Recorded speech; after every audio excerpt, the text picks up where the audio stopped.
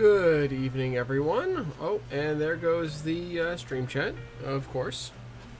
T1D, T2D info is going so fast you cannot read. So, I'll have to adjust that. Thanks for the heads up on that, Heath. Good evening, Heath. Good evening, Adam, and good evening, Melmorne. No worries. Don't mind. Don't worry about sticking around. It's good to see you for a little while. Glad you could stop in. Denny, good evening. Good to have you here. Before we get to the end scale stuff today, I have a couple of things here to open. One is specifically model rail related. The other is more live stream related. So, we will get to that in just a second. I'm just trying to figure out where I put my glasses, because I had them here before. I don't know where I put them, but how does that relate to model rail?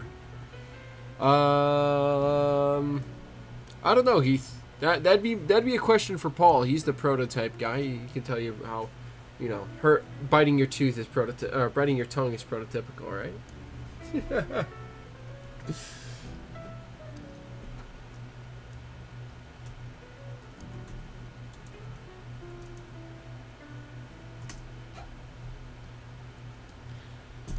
All right. So, if I can, there it is. First thing we have here is explicitly model railroad related. Garrett, good evening. Good to have you here. First thing we have here is actually related to you, Garrett. We have a flat envelope here from Printed Decals. So we're going to go ahead and open that up and see what that could possibly... Oh, Heath wants me to open the streaming box first. Someone needs to remind me about this stream elements thing and figure out if I can turn off it from popping up in the chat.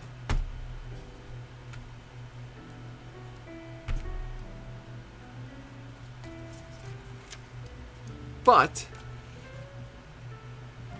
this is... Sorry, Heath, I already ripped this open, so... Well, I still haven't figured it out because you people don't remind me like I... No, I'm just kidding. This is a very exciting decal sheet.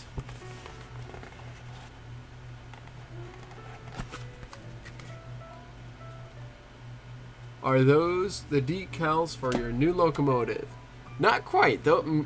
We could talk about that later, man. But we'll get to what you want later. Some things for you, but at a later time and later date. But these are the Shortline and Regional Carriers of America membership insignias. These are the Circa decals. These are for a couple of upcoming projects that I have. No worries, Melbourne Comang. Glad to have you in, at least for a little while. It's always good to see you. And congratulations on, I think you hit 400 subscribers recently, is what you said. So, thanks so much for stopping in. Congratulations on that again.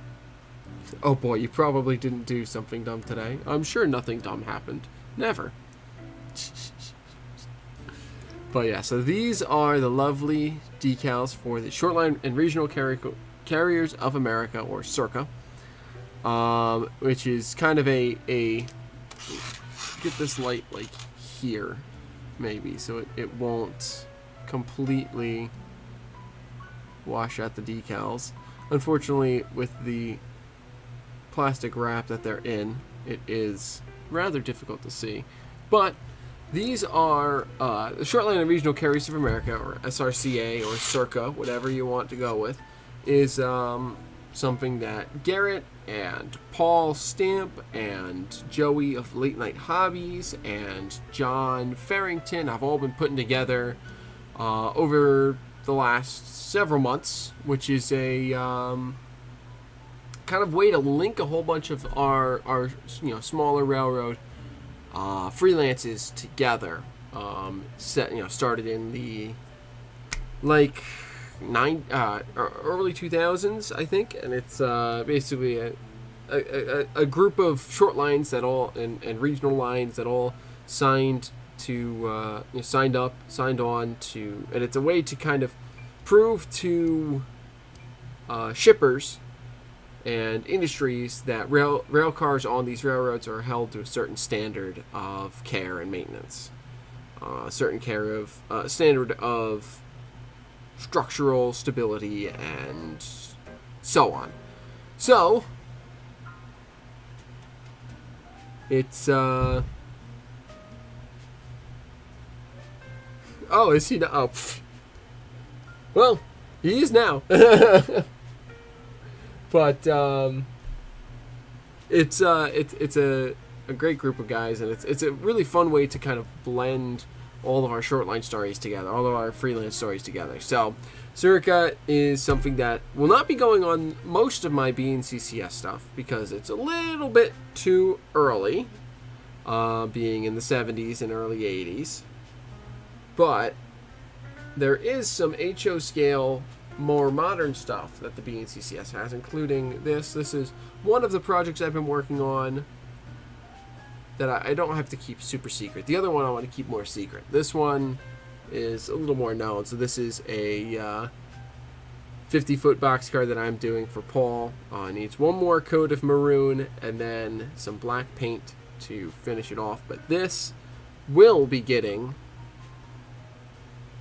some Circa lettering on there. So that'll be super exciting.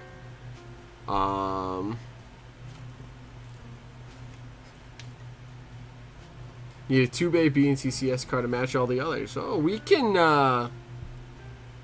figure something out with that, maybe, Heath. We'll figure something out. I need to look into it and make sure I get all my details right, because being me, I'm insane and need every little detail on the car to be correct and accurate, down to all the car data and everything. But if you can let me know, Heath, what rail car those, like what style of car those other 2-bays are, I can we can work something out.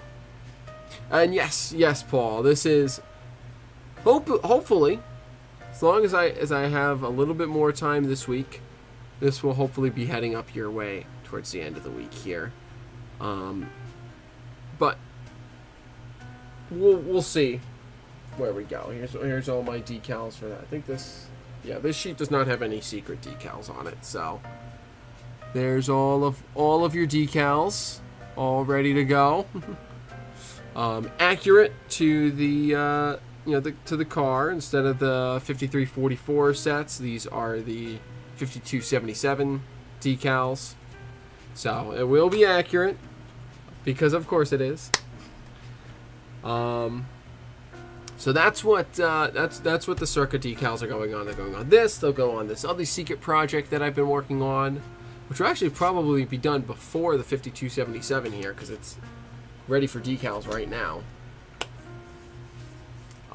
And it'll also go on the GP9M or GP9R that I've been working on for the B&CCS. So lots of fun stuff that we'll be getting some Circa lettering.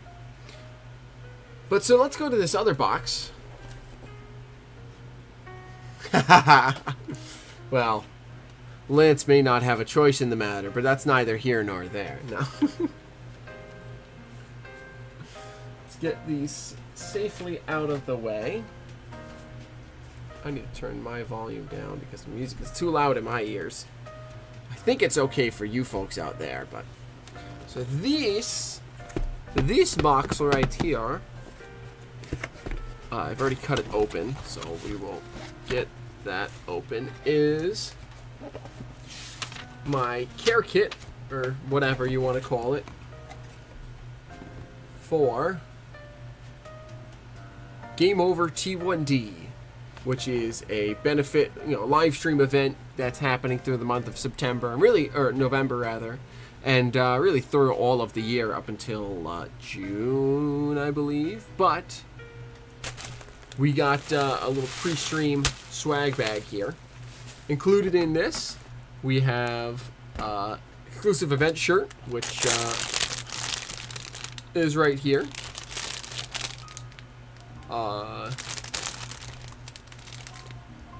Boss defeated, game over, T1D, National Diabetes Awareness Month. We've got some custom Truth or Dare cards, which is pretty fun. I'll have to look through some of these and pick out some of the ones that I'll actually be able to do on stream. But, these will be, I'll do something, maybe I'll set up an incentive where if someone donates a certain amount during the event, I'll pull a Truth or Dare. And some fun googly eyes, because who doesn't love some googly eyes? So we will, probably maybe get some googly eyes on my, my microphone or something else. Well, you see, Heath, the concept is we're trying to have game over type 1 diabetes, where we get rid of type 1 diabetes and it's game over for the disease. Because game over T1D and all of that is fundraising to support research into cures and treatments for T1D, to work out and get the disease eradicated for all of us out here who struggle with it. So that'll be ongoing throughout the month of November. I have I'm going to have an all-day stream set up. I think it's set up to start at noon on Friday, November 15th? 15th? 14th. Friday, November 14th, which is World Diabetes Day.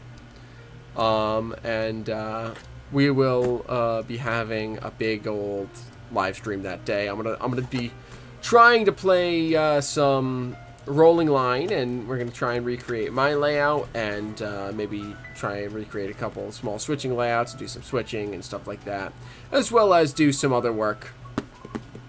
But so that'll be coming up. I'll be having the fundraiser information throughout the month of November.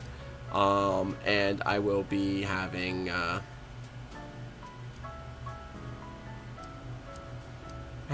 big stream on the 14th throughout the day. So you can all look forward to that.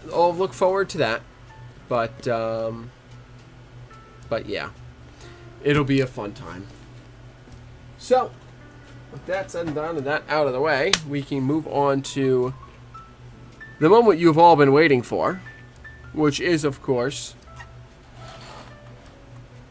finishing this SD40-2. So as you can see, I've got it all decaled and sealed and everything. It is 100% ready to go now. And all we have left to do is add in the small details like the windshields for engineers sticking their heads out the windows, and the windshield wipers on the cab, and then the rotating beacon light on the roof. I've got all of the electronics all taped in here nice and safe. We've got the LED for the beacon light there, stuff like that. Well, the wheels will get there. We'll get to that, Heath. It's I put a couple of magnets in here, and it's magnetic levitation, actually. So, we decided to take a page out of Garrett's book and look into the future. So, yeah, exactly, Garrett. See, we're on the same page. But I unfortunately did have a little bit of a mishap with the dull coat that I used on like the nose, so it's a little bit foggy, but I think it's okay. And excuse me, Paul, you were saying earlier about how I'm a madman with decals. Well, because I have to, we do have an accurate... Oh, wait. I have zoom. I have the power. I forgot.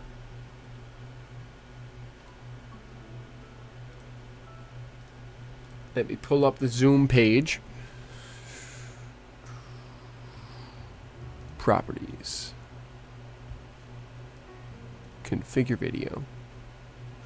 Camera control. Zoom. So because, like Paul said, I am a madman with decals, we do have accurate ACI labels.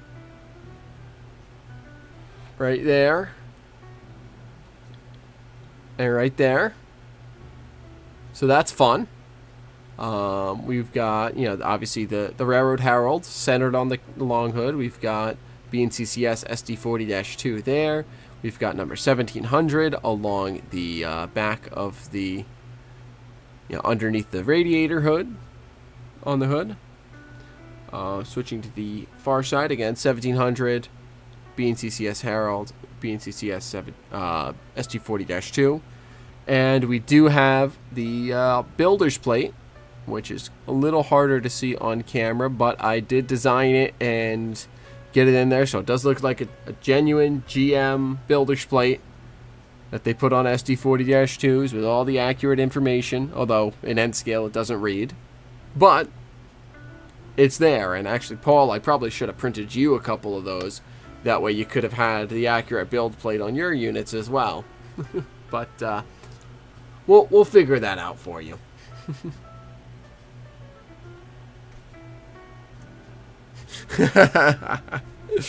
Yeah, I remember seeing some of the detail and depth you went into on those finger-like cabooses.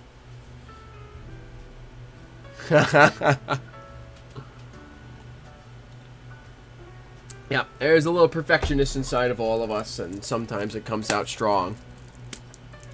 Yeah, I will. I can easily scale it up. I just well, actually, I have a reference because you sent me reference, so I can easily scale that up for you, and I can send you the link or send you the file with it scaled accurately and stuff like that. But I am very happy with how this unit has come out, and I'm very excited to be putting the final details on tonight. So let's go ahead and get started on that. Let's pull apart the cab here. Let's pull the cab off. That way we can get the windows and everything put back in.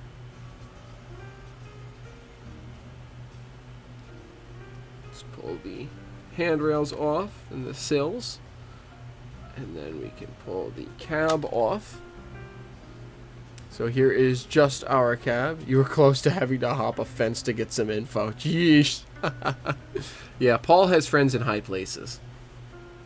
Alright, so let's go ahead and get these flying windows. Let's get these windows in place here.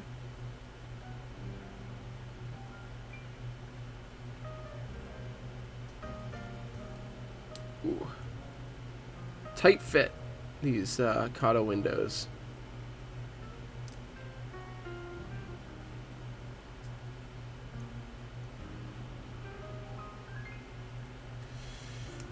There we go. Squeeze it into place. Perfect. Perfect. Beautiful. Let's do the other side. Just getting lost in unusual spaces. Exactly, Garrett. Exactly. See? It's not that big of a deal. Alright, let's work this last window in here.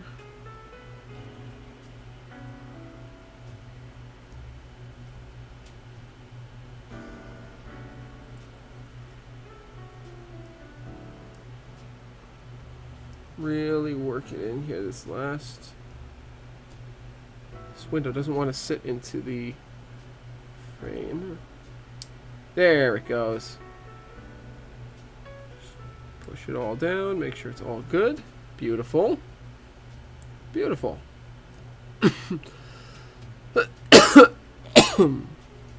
So there is the windows. Let's get the front windshield and the headlights in place here. 202's off property. Don't know where it went. $20 to whoever finds it. All right. You heard him, folks. Get to it.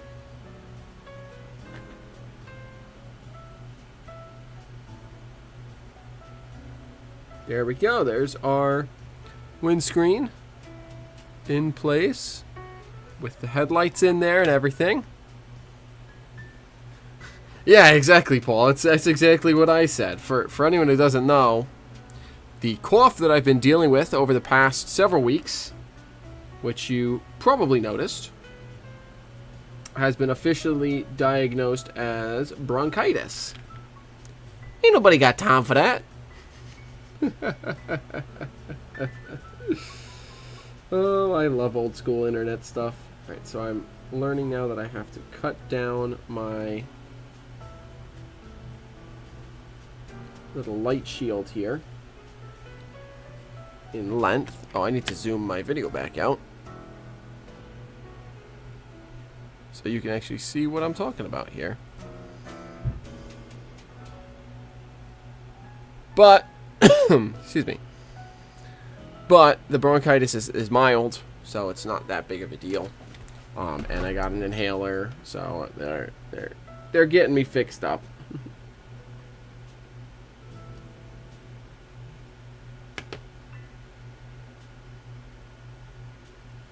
So don't worry about that.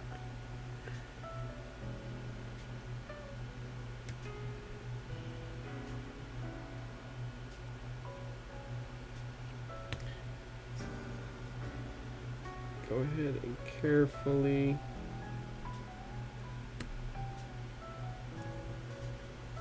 there we go. I think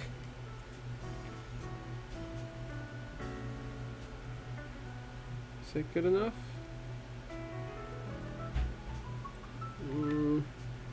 Still may not be quite enough. Well, if I can do this, then that'll be a better way to tell.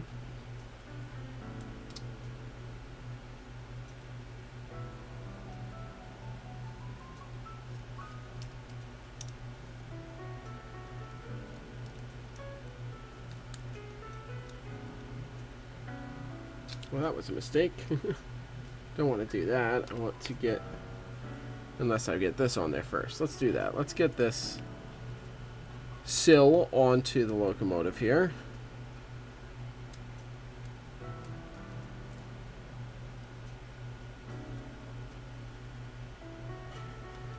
Now we can get the hood on.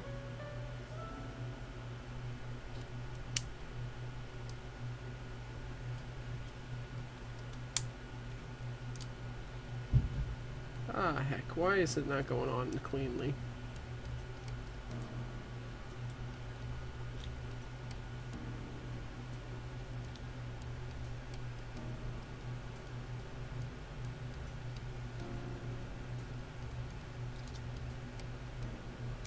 Try and reroute these wires a little bit, maybe flatten them down. I don't know.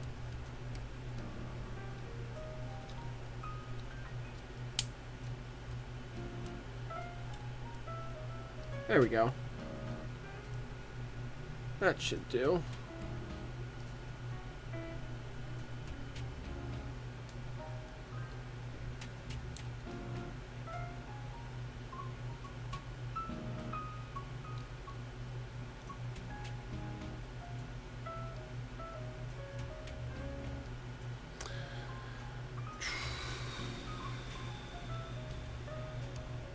Maybe not. It's still not sitting quite right. What is not sitting quite right?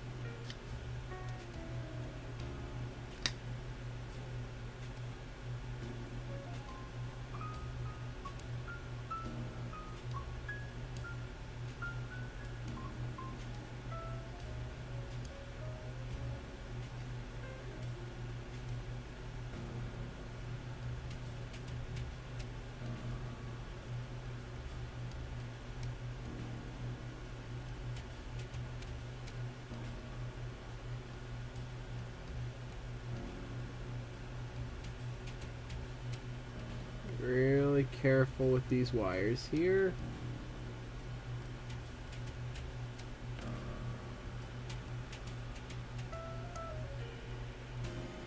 There we go.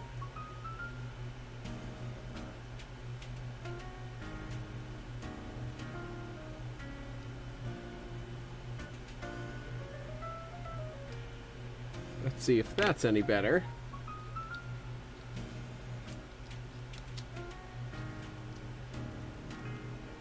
What is hitting?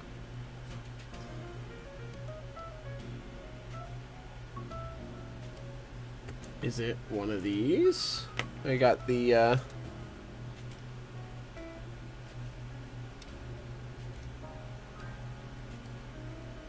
the wires from the grab sticking out? Is it one of those? No, it shouldn't be. Grabs should be fine.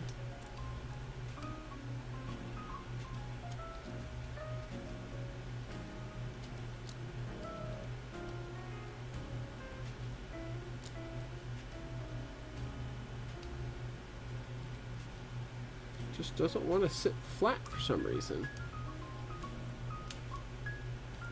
Wish I had like X-ray vision and I could actually see what the heck is going on inside of this thing. Well, I may just have to put up with it, because it's very close.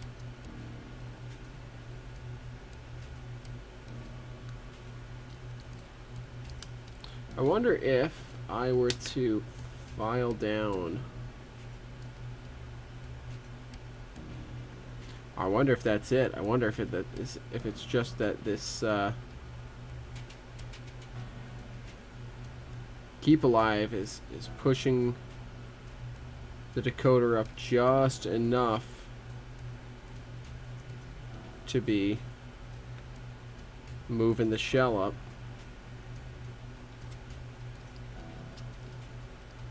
Somehow I never noticed that before.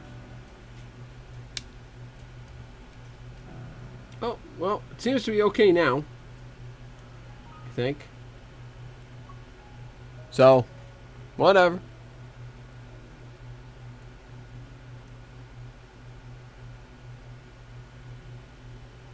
So if I try and push this down onto here.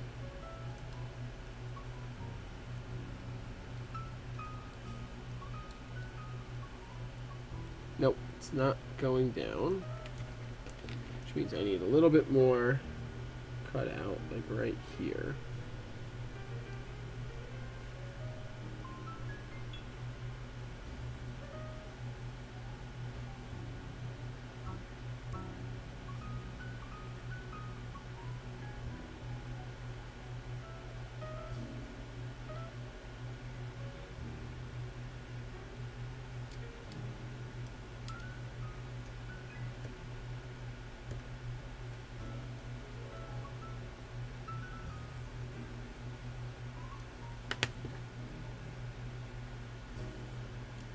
Come here, you dang piece of styrene.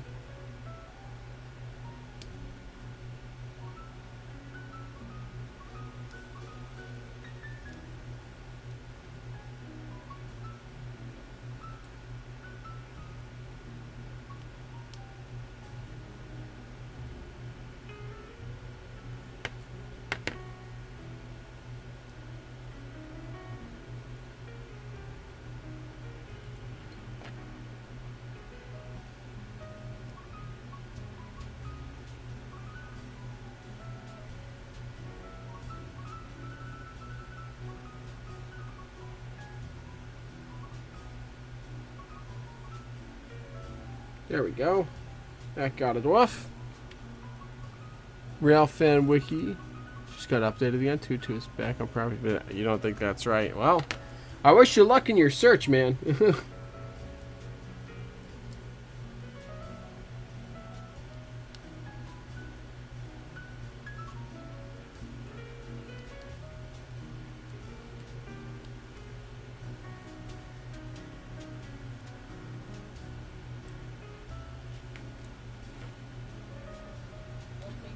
Really have to cut more of this thing out.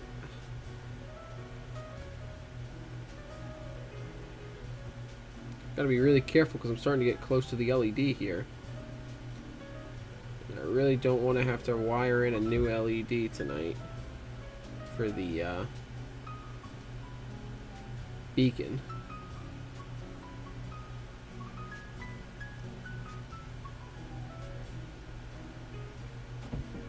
Let me go ahead and take this kind of off a little bit.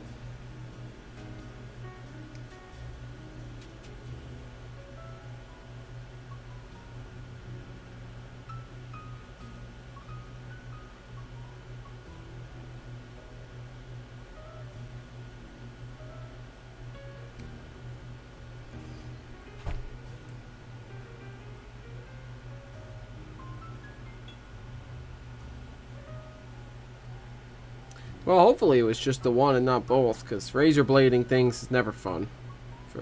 Never fun to learn about.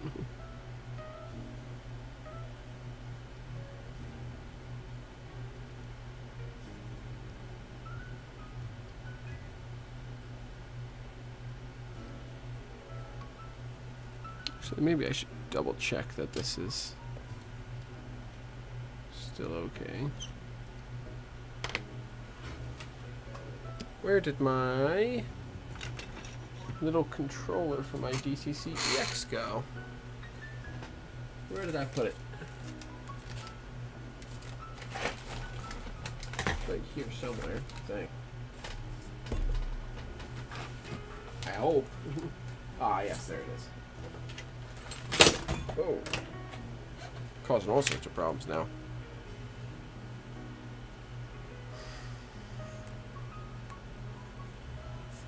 Plug that in. I'll let that cook.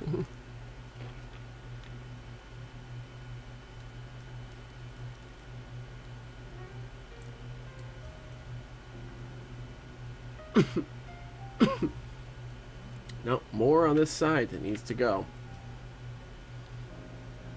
Well, I wonder if I'd be better off trimming the light the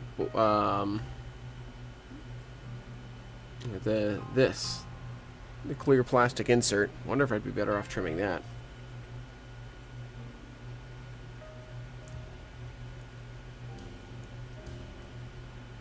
Just trimming some of these, couple of these prongs off.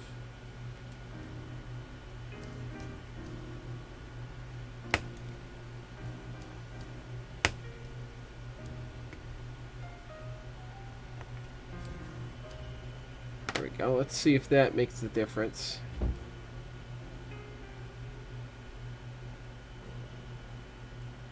Hey Ted, good evening. Welcome in. I am trying my best to finish this SD40-2 up here, but it is being somewhat obstinate. By which I mean I can't get the cab back on here now that I've put the windows back in, because of this light shield that I built to protect the light from the prevent the light from the beacon from coming out through the headlight holes. It's very close, but I still don't think there's enough clearance.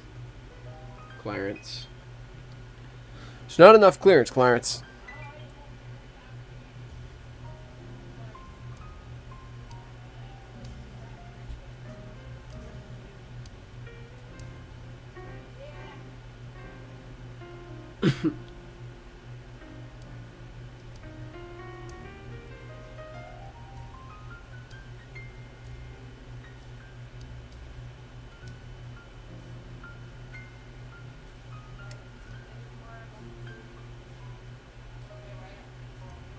This would be infinitely easier if I could just lift this whole piece of styrene out.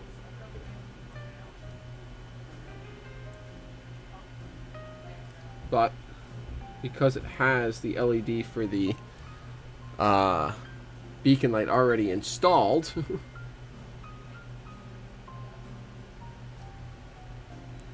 that's pretty much impossible without having to rewire the whole LED. Which I'm really not in the mood to do. So really hoping that A, I didn't screw up the LED in all my fiddlings here, and B, I can get this cab to go cleanly on. Seems like I may have just managed to do.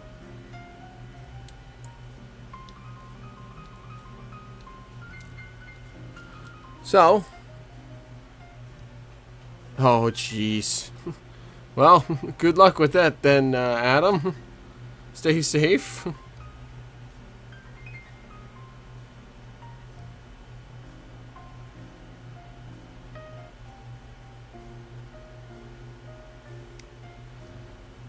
Well, there's that. Reinstalled. So now we've got everything back on. Oh, almost everything back on. I need to put the...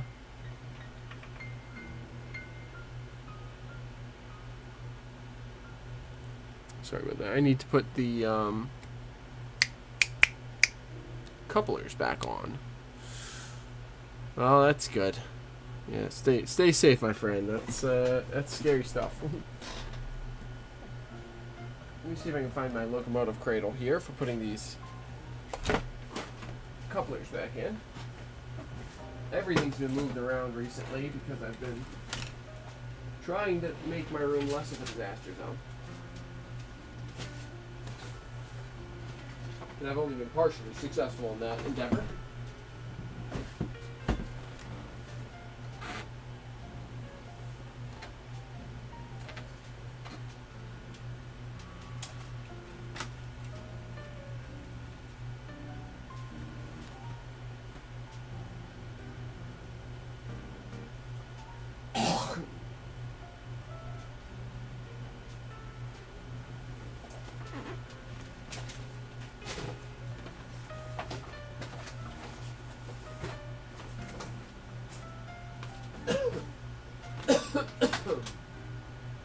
I don't know where my cradle went.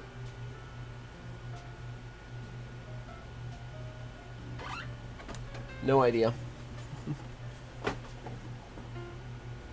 My room is mirrored from what it usually is. Is it really? I don't think it is. I'm not sure about that, Paul. My workbench is still over here, and over there is I was looking for all my crap. Huh. I'm not sure.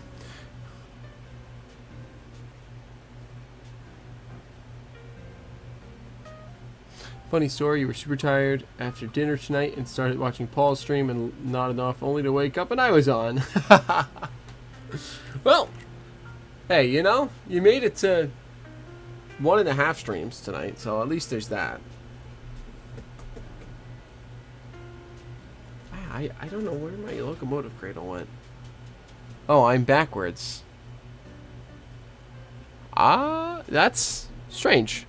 It doesn't appear to be backwards for me, so I don't know. I don't know how to explain that, but I'm here even if I'm backwards.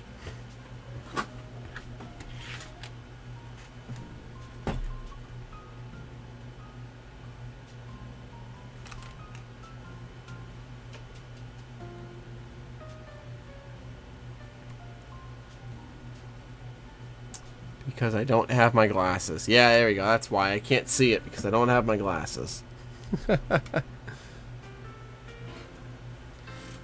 Alright, well, while I wait for my Android device here, which I have to use for my DCCEX to charge, so I can actually make sure that I didn't screw everything up, let me get the couplers reinstalled here. And then we can move on to our last 3 detail parts. I'm facing left when I'm not facing right, but this is better. I didn't realize that I was mirrored this whole time normally. I don't know how I didn't realize that, but I always thought that this was all the way it normally was. Huh. Well, I'm glad that it's better. That's good to hear.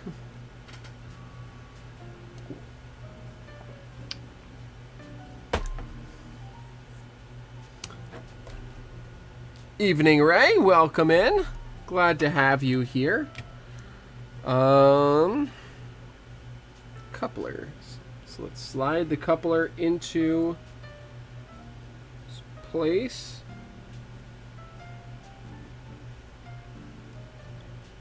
Oh, so carefully.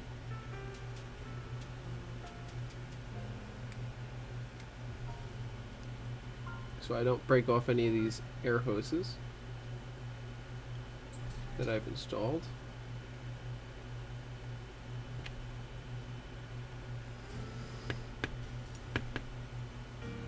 It was so relaxing music. Make it 3-1. Oh boy. I'm not really rooting for either team. I just find it interesting. I don't know, Paul, if you're rooting for the Mariners over the Jays or the Jays over the Mariners, I don't know. I have a slight affinity towards the Jays, simply because of, you know, I have more friends up in Canada, you know, the Toronto area, than I have friends out in the Seattle area. So I have a mild inkling towards the Blue Jays. Not to mention that they beat the Yankees. But I don't really care one way or the other. Let's take the plow off and see if I can get this coupler to go in without the cab. Cubs are out, so baseball's is over for you. Yeah. That's largely where I'm at. You know, no Mets, so I don't really care. But it's still fun to follow all the way to the end. Sports ball! Sports ball! Go sports team!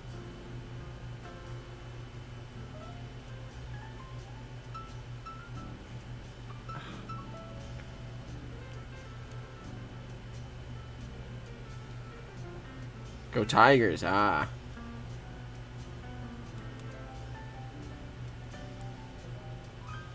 Detroit fan, huh?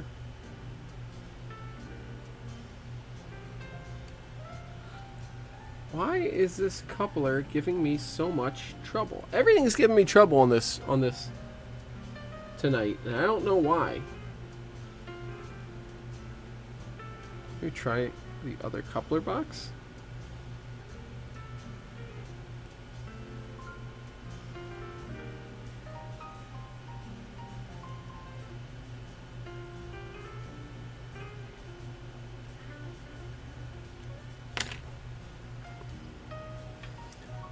Mariners are in your top 5 ballparks. Ralph fan B&CCS from the station that runs under the retractable roof.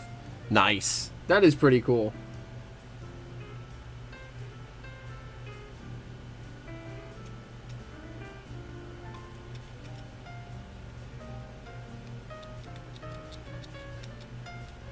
Yeah, sometimes I forget that you're a real stadium aficionado, Paul. It's cool.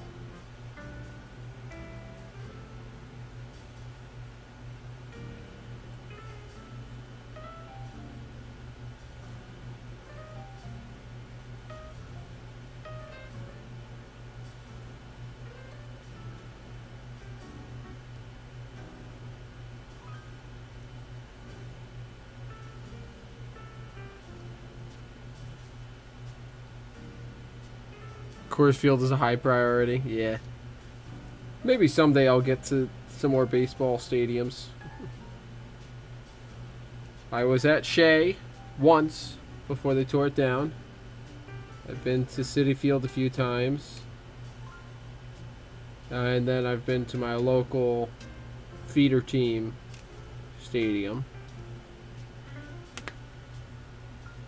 I think that's about it when it goes to I think that's about it when it comes to the stadiums that I've been to. There we go. I got it in. Okay, good. So it was just the paint around the... Oh, now I got this piece in backwards. It was just the paint around the spot where the coupler has to slide in was a little too much. A little too thick.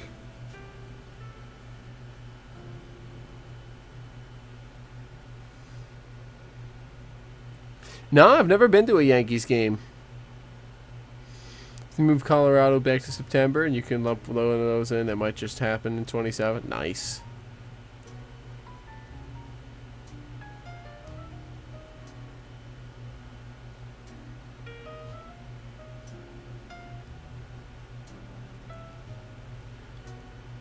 PNC is what team? Is that Cubs? Is that Tigers? Is that... I know Coors Field is Detroit. Is that... Alright, not Detroit. Denver. Because that makes sense. Pirates. Okay. Gotcha. Pittsburgh. Alright.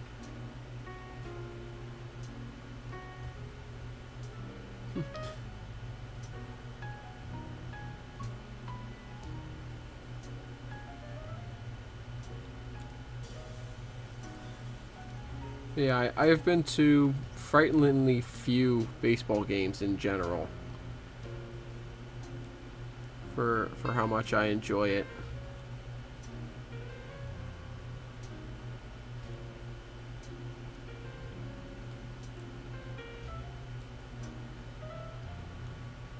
There's our coupler reinstalled on the front of the locomotive. You're at 13 parks. No new ones this year. Oh, I mean, 13 is a heck of a lot more than I've been to.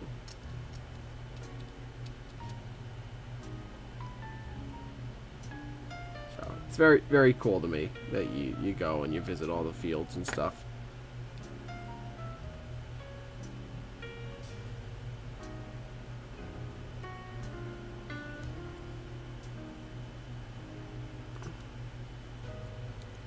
Come on. There we go. And we are good.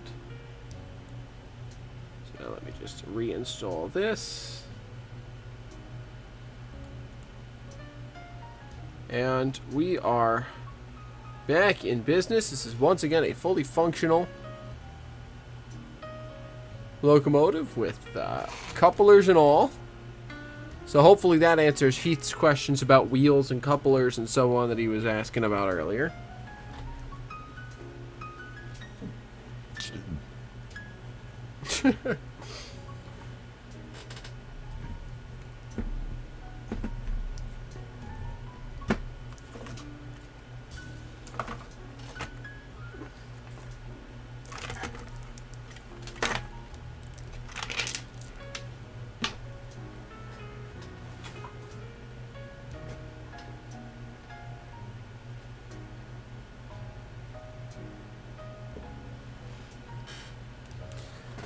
Now, if only this this Android device would power up, I could make sure that all the light functions still work after all the finagling that I've done with this shell.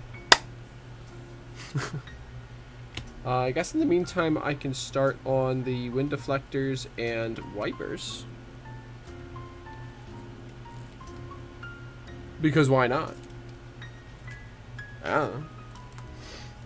You got through all the ones in driving distance, so now it's getting more expensive. Yeah, you got to start bundling trips.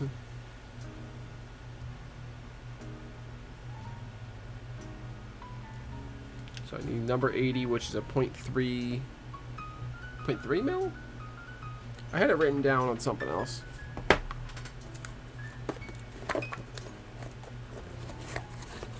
For some reason, all the drills that I get are all metric instead of imperial. And 80 is a 0.3 mil bit. I don't think I have any 0.3s, so I think I'll have to go 0.4 mils. But before I do that, I do want to go ahead and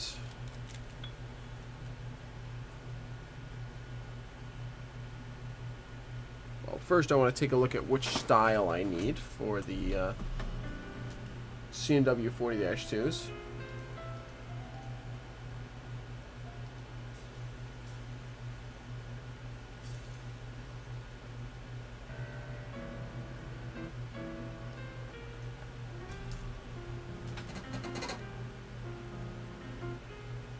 I think it's the full height, excuse me, ones. But let me double check. Oh, it's not the full height ones. It is these ones with the kind of flat bit at the bottom. These guys.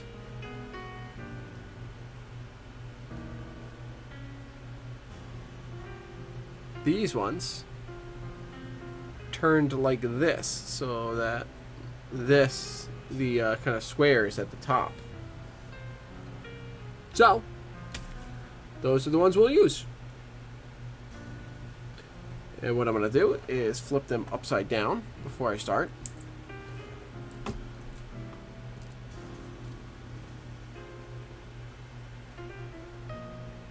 Open up my bottle of micro crystal clear. I'm going to grab... Where's my toothpicks? There's my toothpicks. Grab a toothpick here.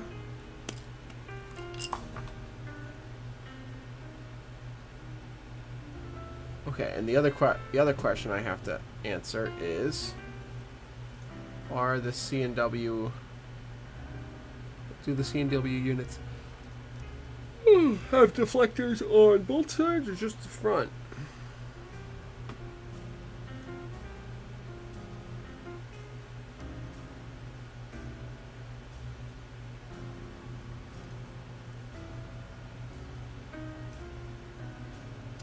It looks like just the front to me.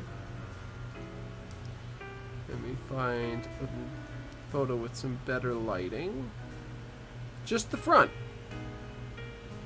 Oh, and this one has it this direction.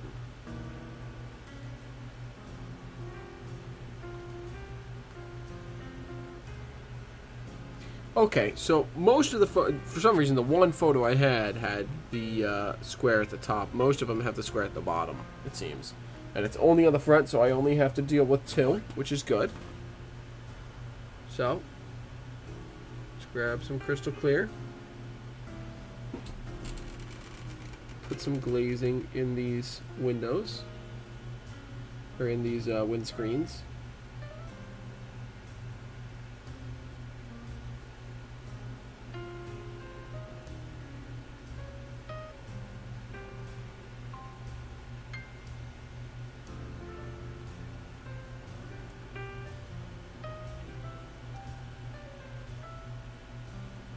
Clean up the surrounding pieces.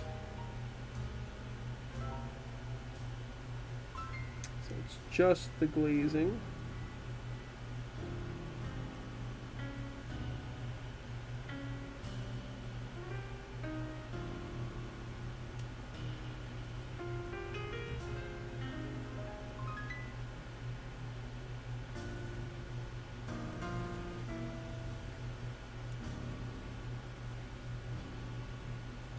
Clean that all the way out. There we go. Leave that there to dry for a little while.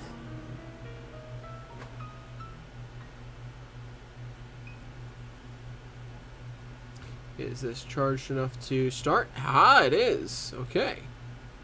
So let's turn it on.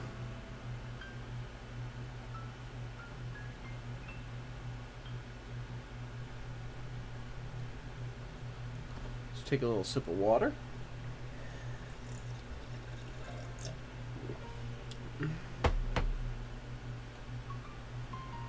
Yeah, Rockies they would have to make the postseason, and well, if they play anything the way they did this year or next, you know, it's a bit of a long shot.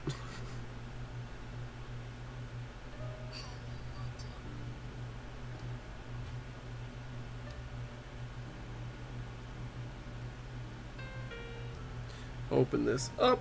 Let's go ahead and get this started.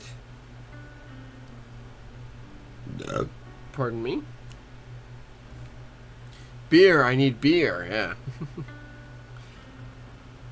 Well, I would, but I don't want to fall asleep in the middle of my stream here. Open up engine driver. Open up the internet so I can connect to my B&CCS setup.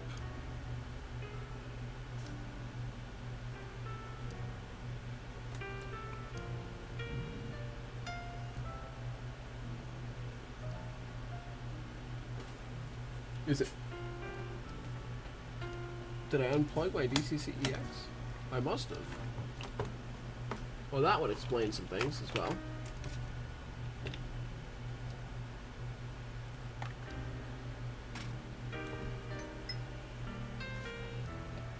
Where is... Oh!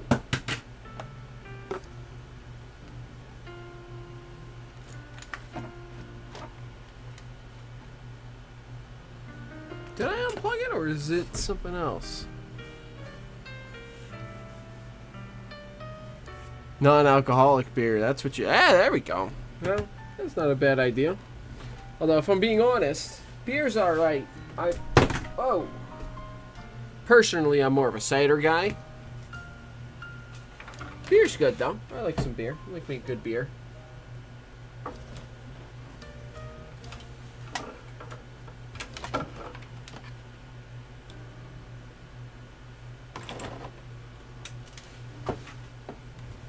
Alright, there we go. Now we're plugged in.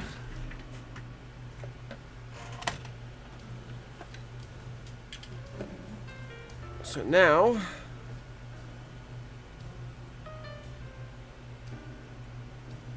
go back. Let me connect to the B&CCS Wi-Fi. There it is. We are connected. Now I can power on my system through...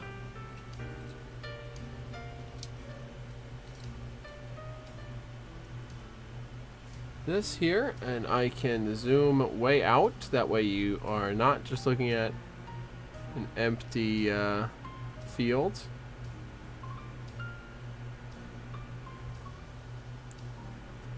Okay, and now let's point it back here. Let's kill that. Let's kill this blue light.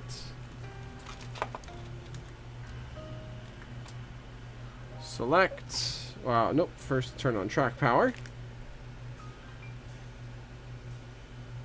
Oh.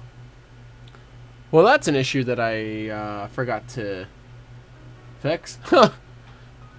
With with the fans the way they are, you know, fully see-through now, the reverse light on this locomotive is shining straight through. So that's something I'll have to fix.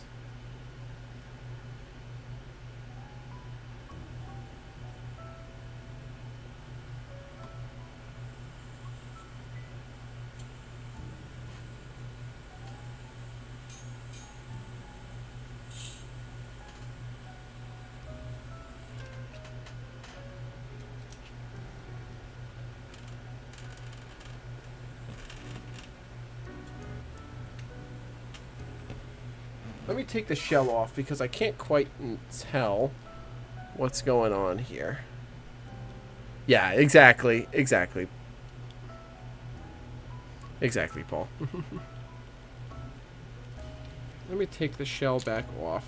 Oh, don't do that. Don't do that. Don't do that. Shoosh.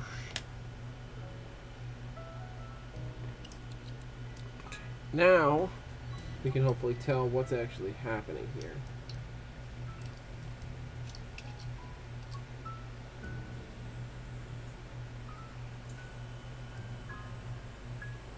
And if I did... ah, son of a gun. It does look like I screwed up the, dang. I did screw up the LED for the beacon, man, and I thought it was so good too. I wonder if I accidentally trimmed the wire while I was trying to cut this piece of plastic down. Well, let's open her up, see what happened. take all the blue tape off, and I'll have to put a little bit of blue tape on the underside of the shell here to mask that off, or some electrical tape or something.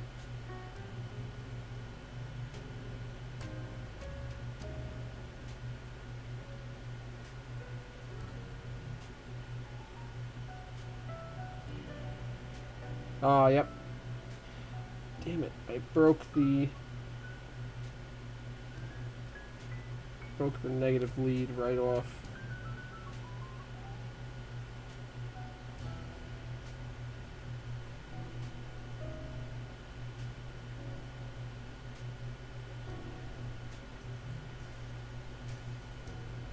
I don't know if I'm confident enough with my soldering to repair that for a surface mount LED.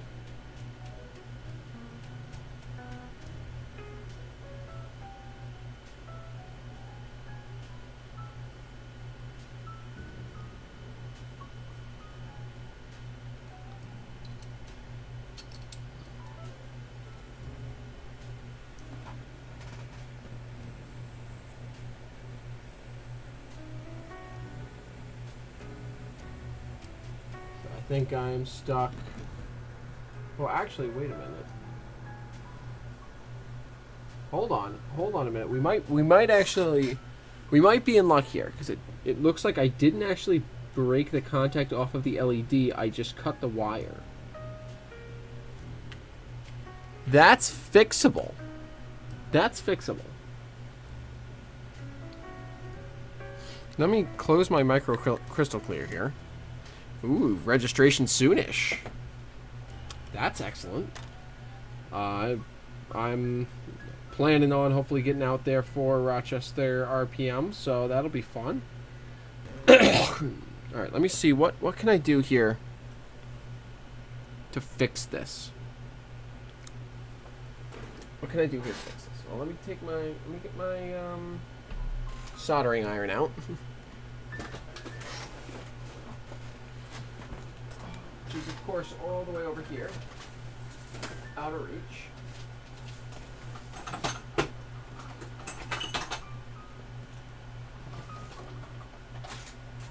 There we go. Probably, that's actually true. That's because it's such a relatively small trip, and it's, you know, at the hotels. I probably could take the train out for that. I might have to look into that, Paul. That would be good fun.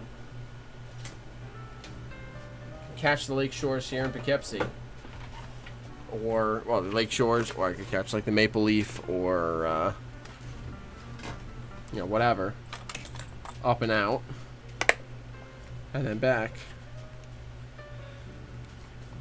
That might be the plan. That really might be the plan, Paul.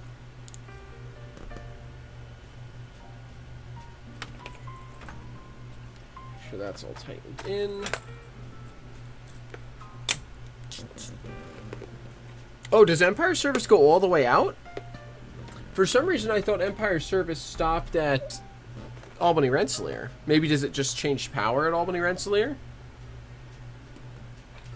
Or maybe just some Empire Service trains stop at Albany Rensselaer and the rest go on.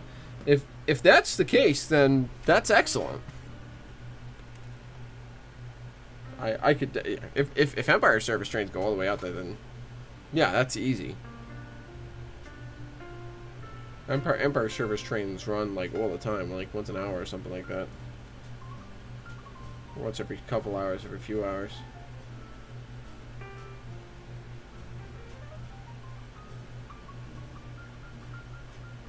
Okay, yeah, there we go. So that's what I was just thinking of, the ones that stop at Albany as all of them. But yeah, if trains continue all the way out to Buffalo, then that makes it easy. I am not worried about catching a train there. So I was thinking about that, but I was like,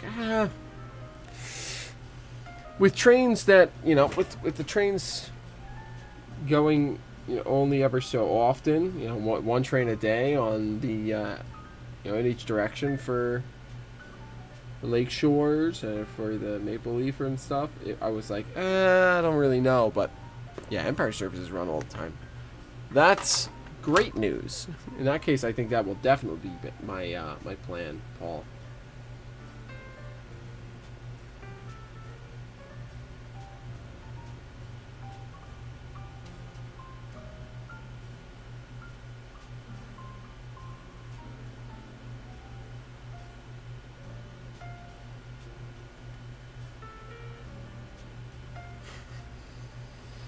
Have a good night, Garrett. Thanks for tuning in tonight. Always good to have you. Good luck on your search for the provenance of 202.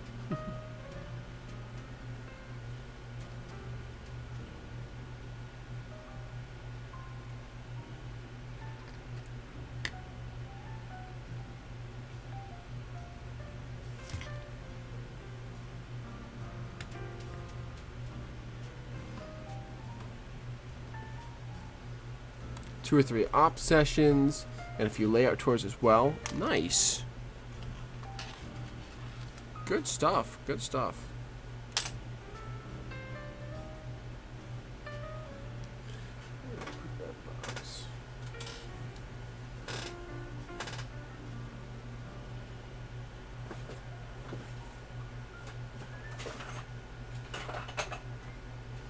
Where did I put my... Oh, it's over there. Gotta go get my flux. That way it makes this nice and easy.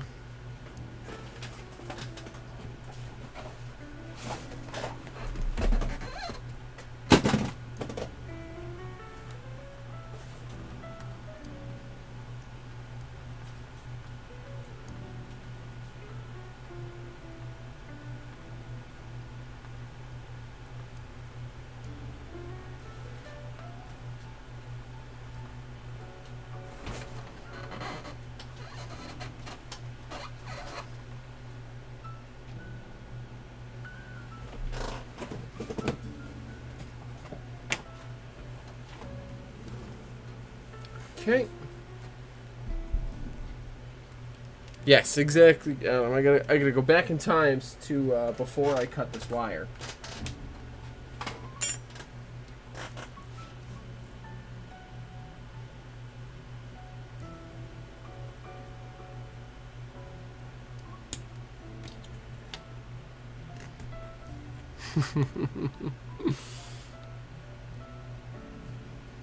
Well, I know Ray has some flux capacitor equipped cars, so why not? I don't know if he's still out there at this point or if he's turned in.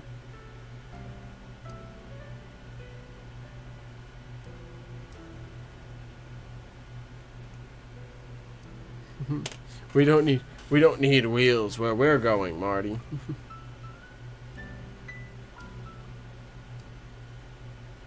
What great movies.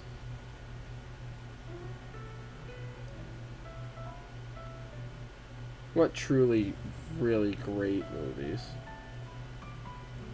I have to finish showing my girlfriend, though. She somehow never saw them. So I showed her the first one, and she enjoyed it, but we haven't gotten around to part 2 or 3 yet.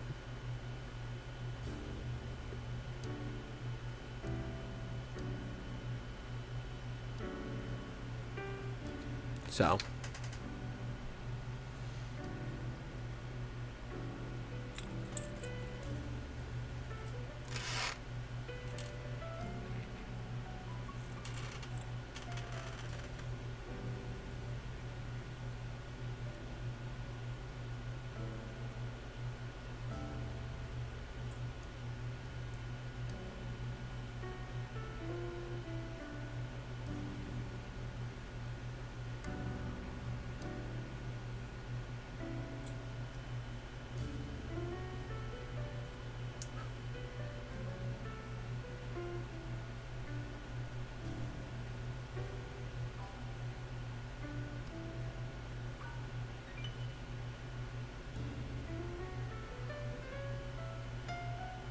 Come on, tin, you dumb wire.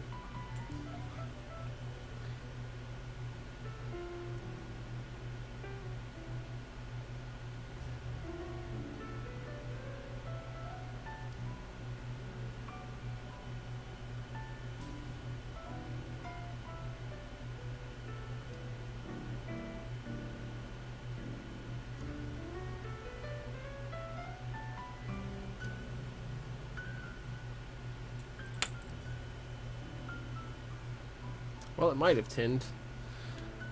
So hard to tell with these magnet wires.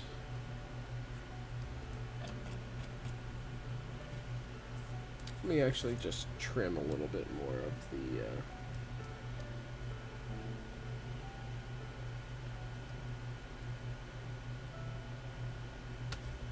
There we go.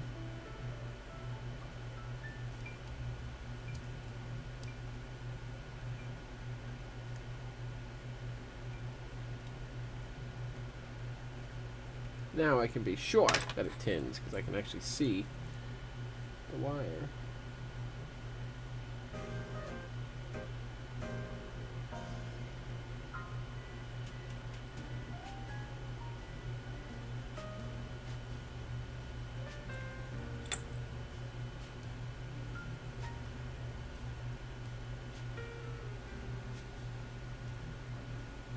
Well, that's a problem.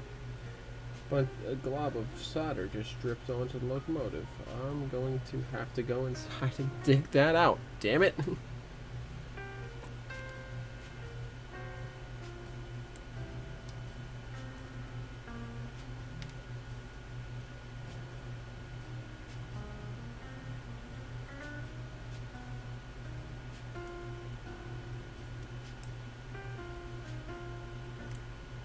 At least it didn't stick to anything, it just balled up. There we go. Safe! Ah, boy. And this is why I was hoping it was just going to be done tonight. And I could just plug all the detail parts on and be done with it.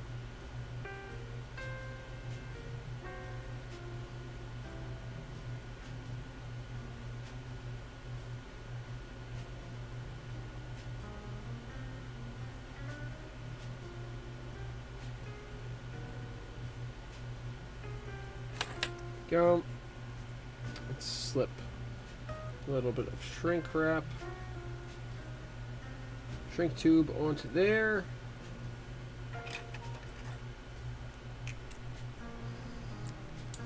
Exactly, Paul. So close. Alas. I just had to go and cut the damn wire.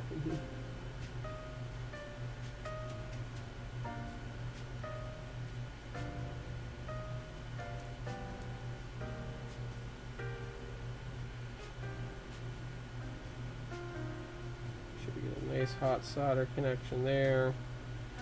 Okay, now we slide the shrink wrap up and over.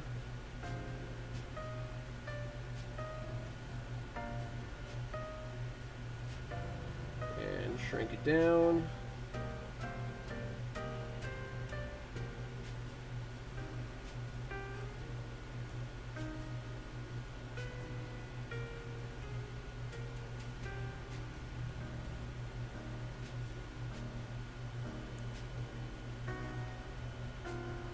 Well, the good news is this does give plenty of time for the window glazing to set up. So at least there's that.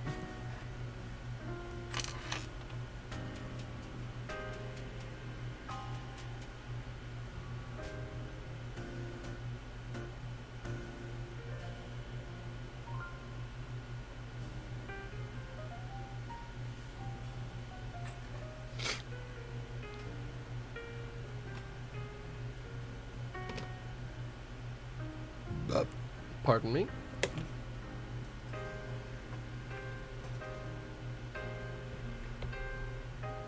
Where did I put my glue bottle? There it is.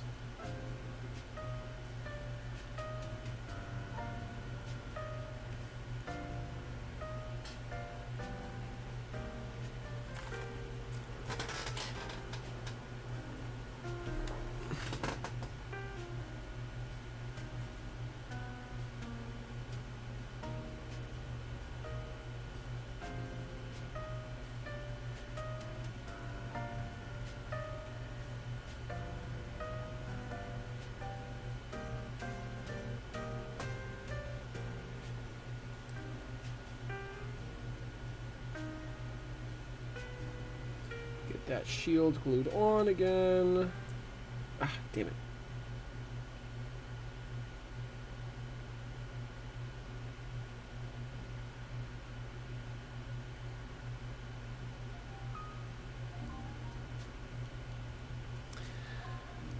Not looking forward to doing the signals with all the SM LEDs, and you need to, yeah. Surface mount LEDs, they are wonderful and terrible because they allow you to do lighting in places where you never would have been able to do lighting in the past. But they're so finicky. They're so finicky.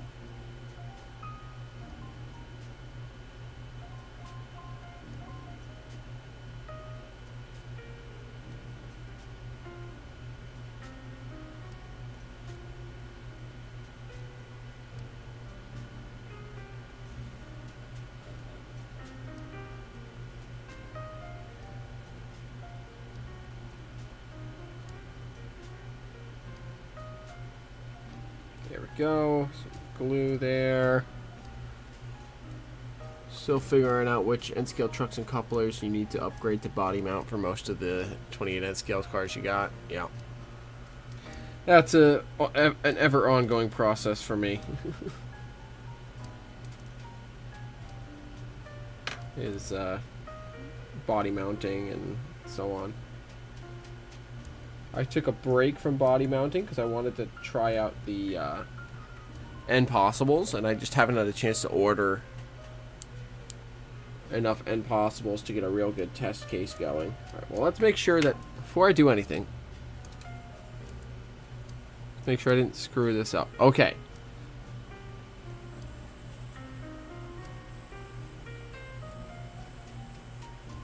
The LED is functional.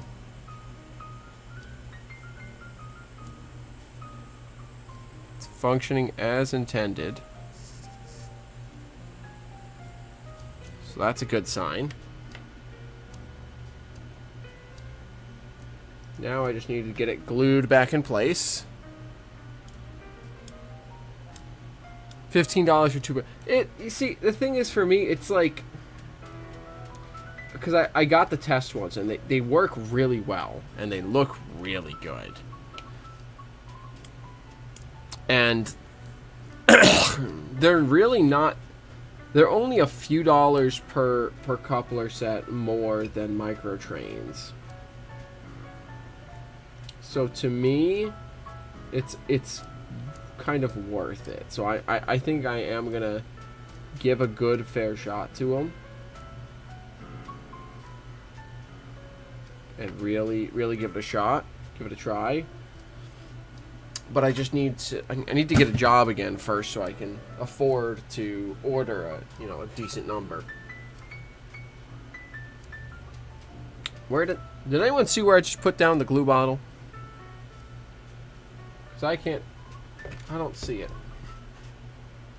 It's behind my hand? No. Did anyone, oh, I put it up top.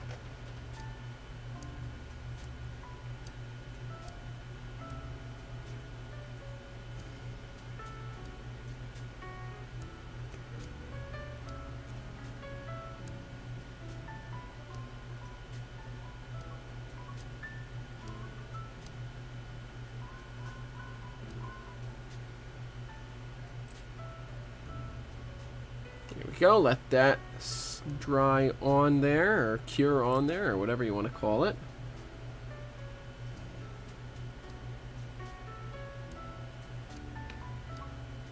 Let it set up.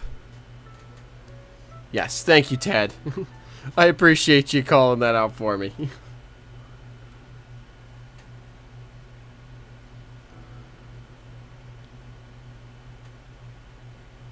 Looking at Microtrain's N-scale, true scale couplers, you can get 10 pair for 20 bucks from IPH. The true scales are not bad. I just don't, they're not as versatile as the N-Possibles. They don't function very well. At least not in my testing. They don't operate super well, which is what I really want for my couplers. So you know, I want to be able to do switching and stuff. And you can do switching with the true scales, just not as well as with the Impossibles. Based on my little bit of testing and my experience and my what I hear from folks. So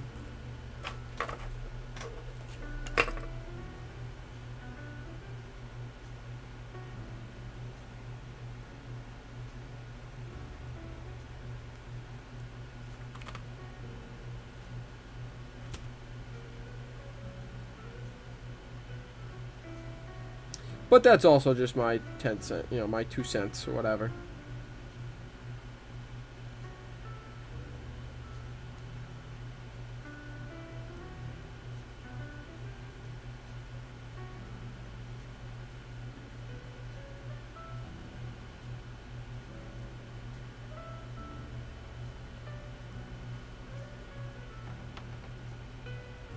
All right, let's test this here. Oh, while I have this off, actually, before I forget to again, because I realized I forgot to before, let me put the reverse headlight glazing piece in, which I think is hiding under this. Nope. It's hiding here somewhere.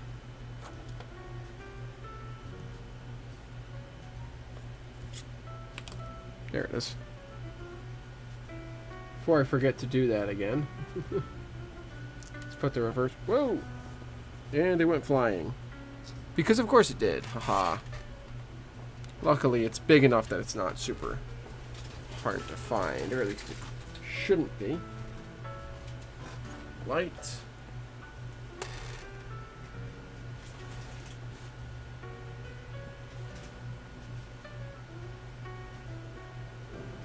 Shouldn't be hard to find. Where the heck did it go?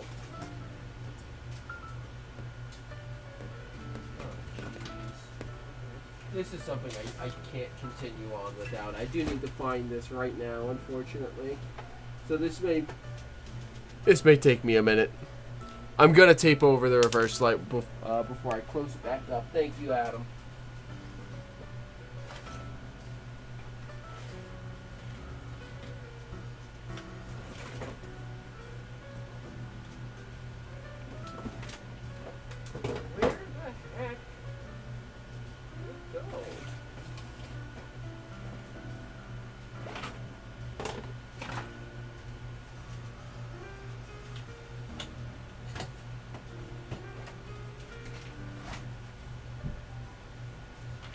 I need to get better at working over my workbench instead of over my lap.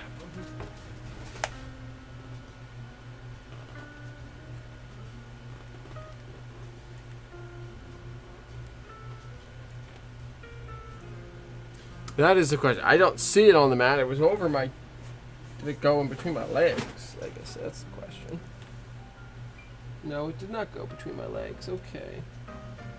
So it is definitely on the floor. Yeah, I caught the soldering iron. Thank you. Luckily. I should unplug that now that I'm done with that. That way it starts to cool down. Alright, where did you go, soldering iron? Alright, that's up. Headlight glazing. Reverse light glazing. Whatever light glazing.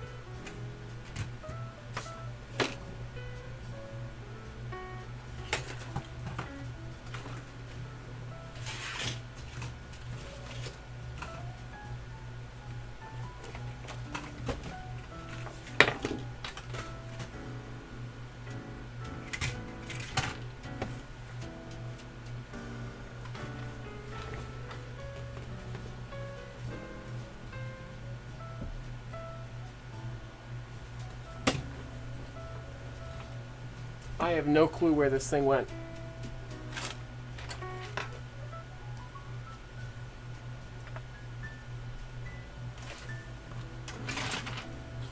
Well, I may just have to continue on without it and then figure it out later.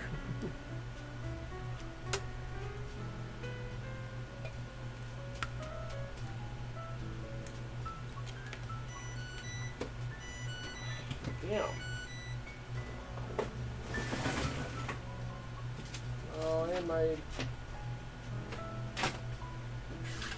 insulin pump's yelling at me. It's time to replace the dang reservoir again.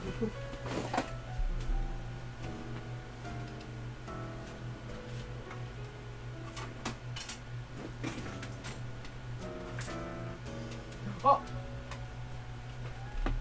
I found it! Alright, now let's see if I learned my lesson, and we'll work over the workbench instead of over my lap again.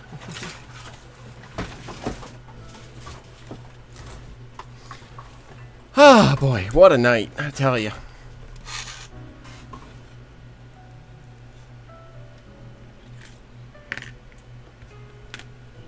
Soldering iron is still warm, so I do need to I can't put it away quite yet. Alright.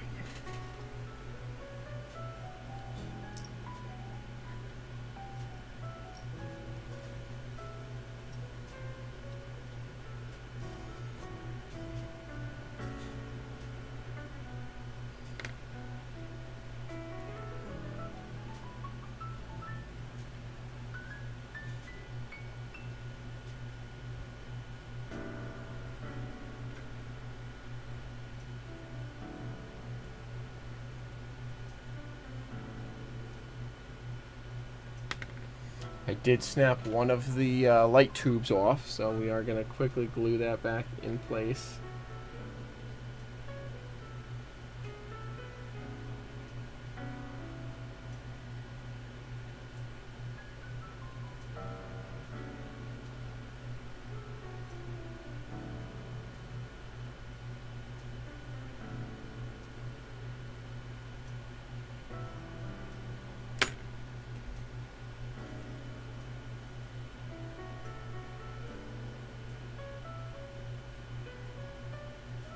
There we go.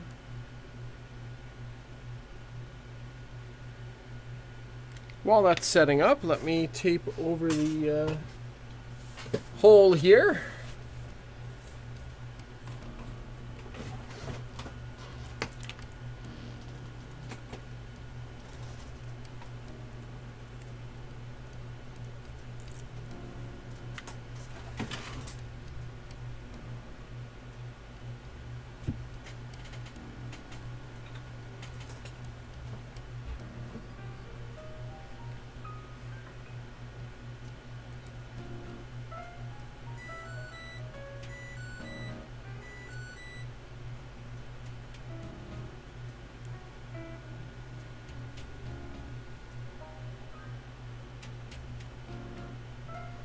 Get black paint out.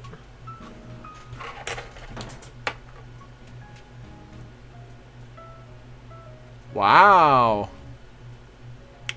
Huh. Exciting game then. Really keeping it going at Rogers Center. I had the game pulled up, and then I pulled up reference photos, so it went away. 4-3 Blue Jays. Wow. Cool. Exciting game then.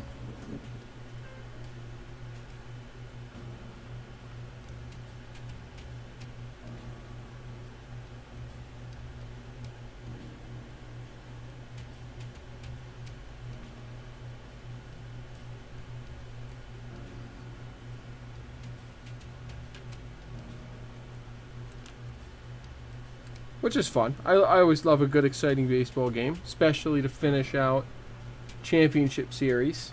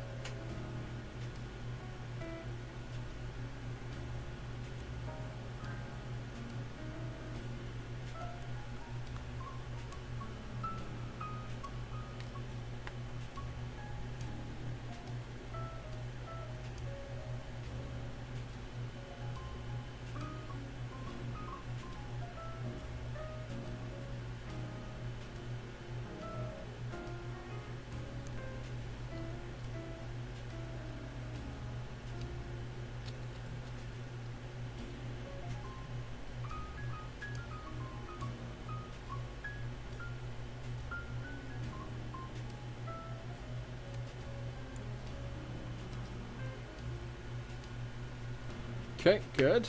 Alright, now let's try and see if we can get this headlight piece in place without totally wrecking everything. I think I need to trim down these a little bit because of the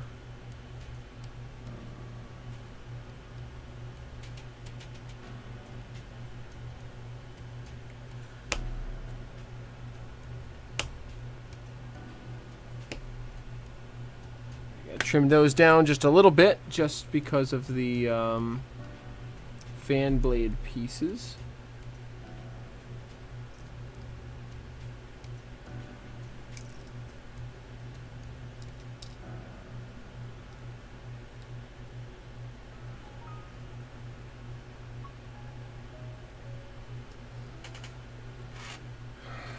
I might be working off stream or off camera a little bit here for you folks, but I really need to see this.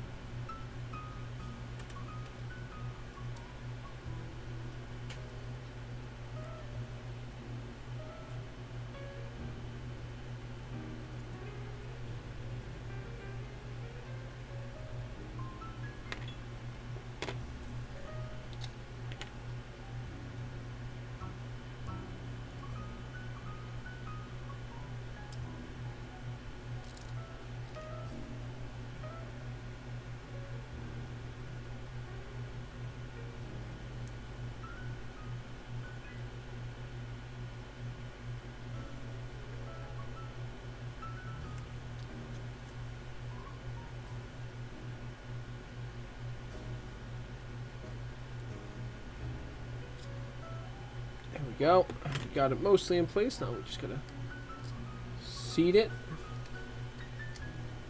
just right.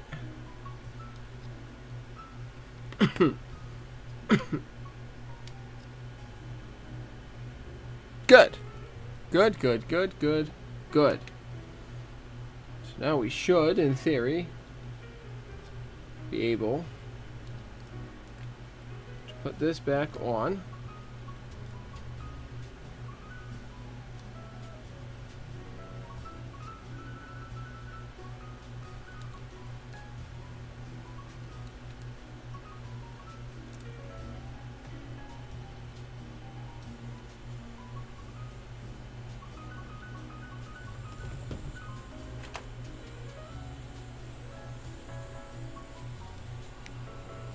Ah, see, that's what I was worried about.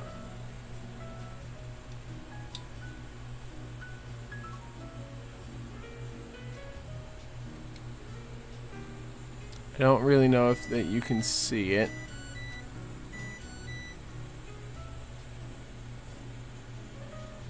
But the LED for the beacon light is shining through to the headlight. Damn.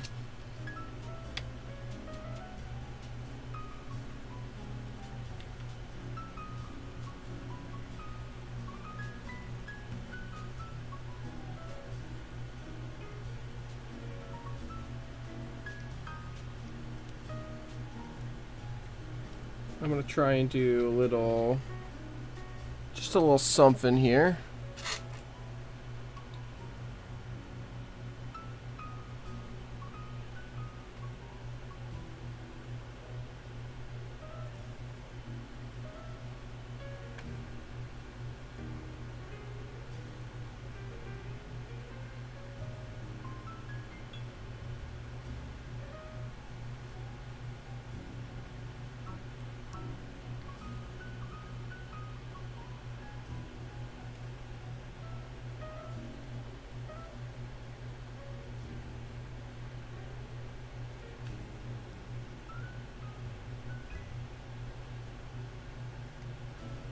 I'm going to try and build up a couple layers of painter's tape here in front of the LED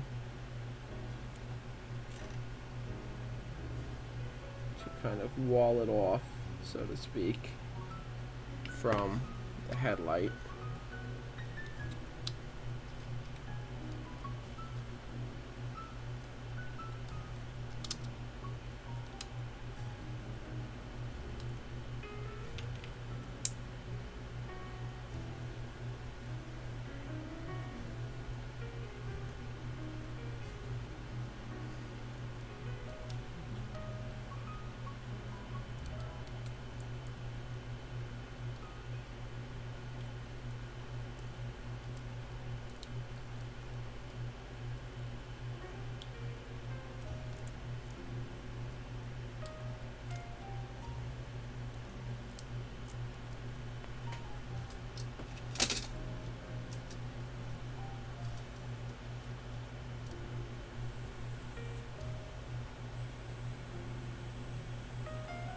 Well, I've blocked it out from the sides. Now the question is it coming out of the top? Or did I just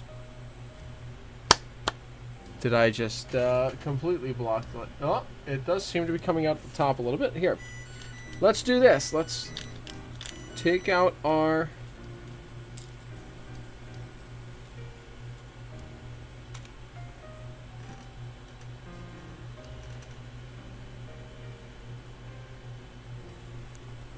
turn the light on so I can find it now that I've taken it out of the bag. Oh, there it is. Okay, let's take our light here. If I put it into the hole,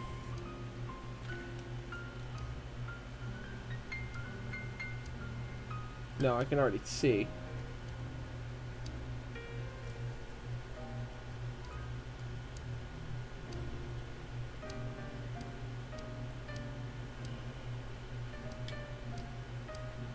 I can already see that we're having a problem here. So I need to do this. First of all,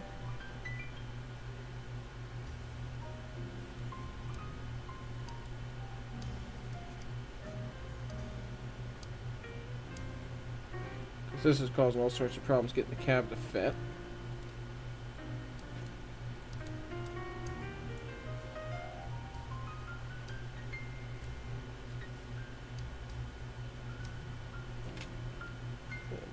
Trim it horizontally so we don't get as much blue.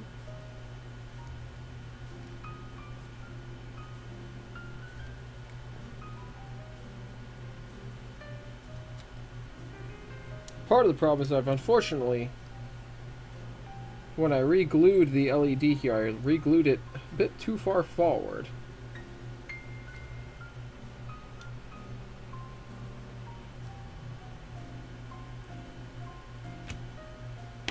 See if I put this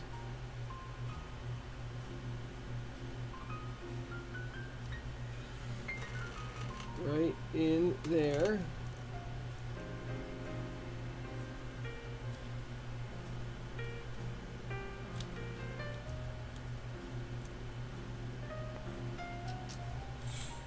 Will we have a functional functional beacon light?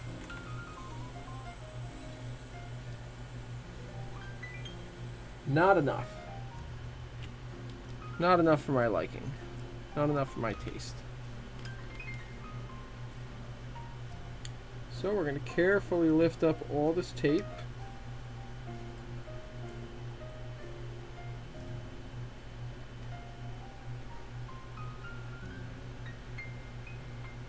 We're going to very carefully remove my little mini light shield that I built. I'm going to slide it back.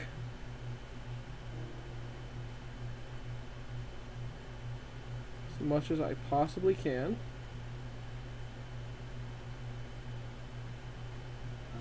Let's say it right there.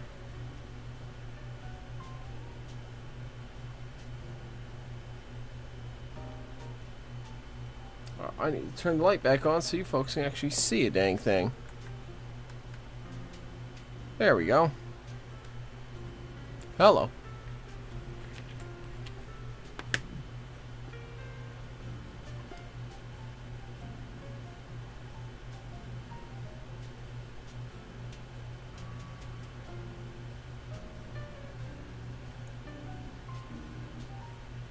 I also need to trim just the smallest hair off of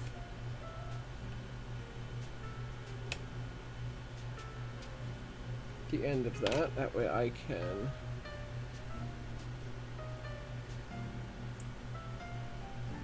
get it to sit a little nicer. There we go.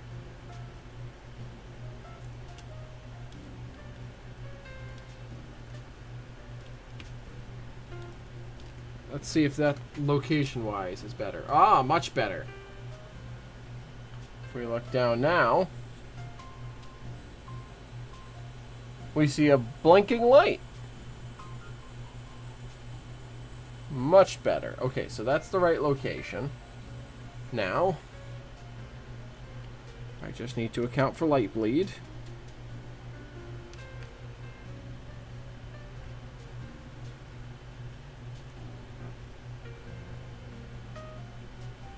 By building up a little tape wall all around my LED here.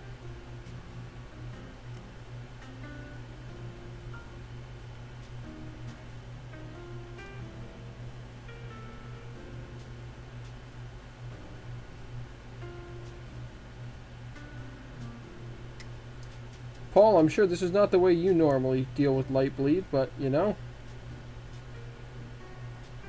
I gotta be special.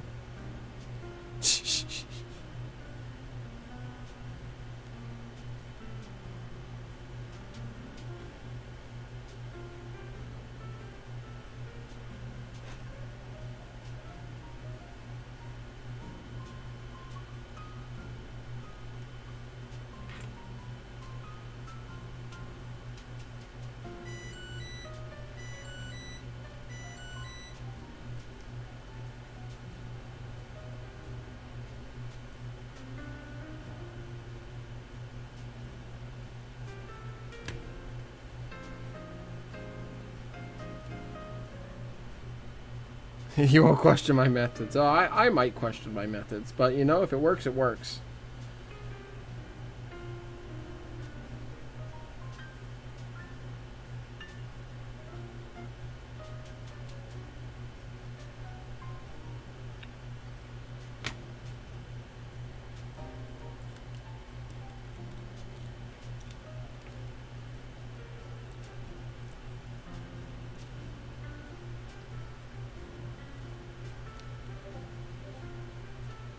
I need to trim. No, we're good. Okay. Here's the moment of truth. Let's put it on the rails.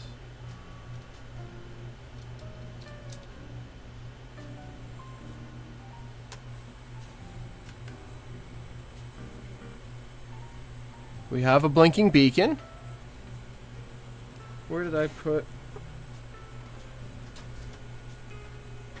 It's over here. Do we have a front headlight?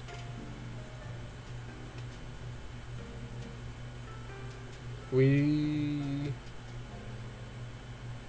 kinda don't. Okay. Well, you know what? I might fiddle more with that later. Because it's still... I'm still having issues where the LEDs that are not interacting nice with each other. So I might have to do some finagling later, but let's not focus on that right now. Let's focus on finishing everything else.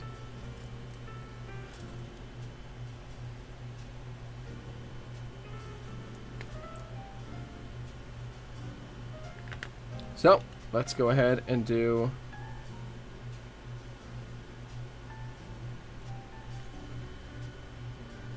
these guys.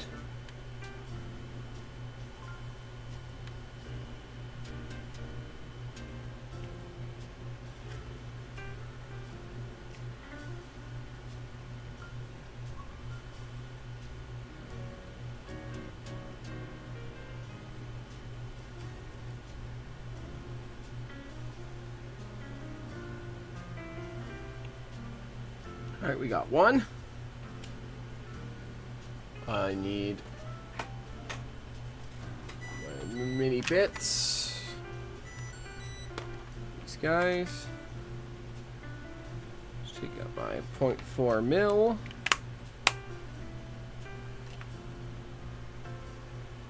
Let's get that chalked into one of my pin vices, if I can figure out where I put it.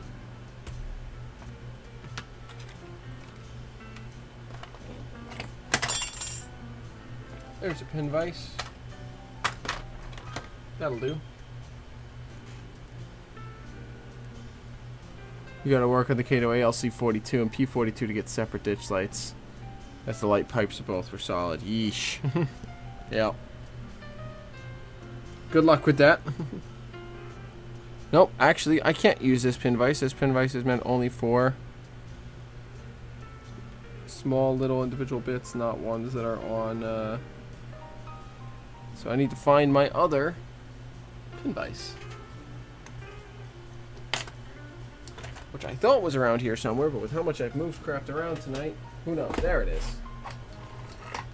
We found it. Sounds good. Have a good night, Paul.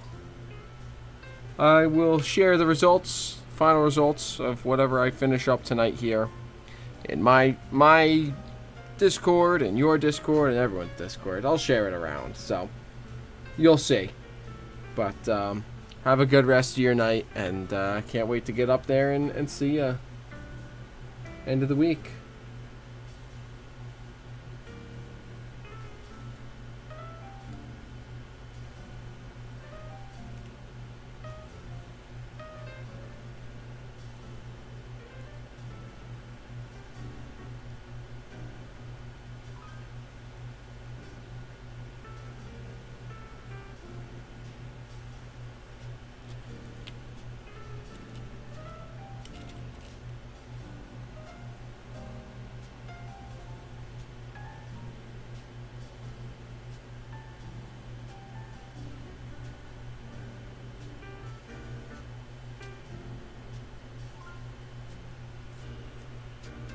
Alright, let's take some paint, which fell down, reading the back of your lids.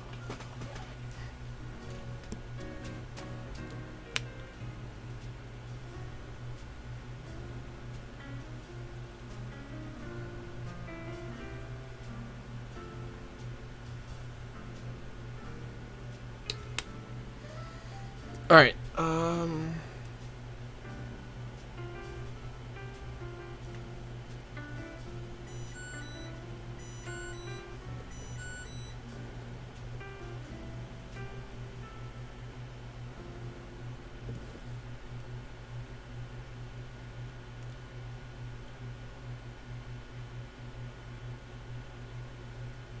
there we go. It gives me a couple markings, and I may also just quickly do that on the other side.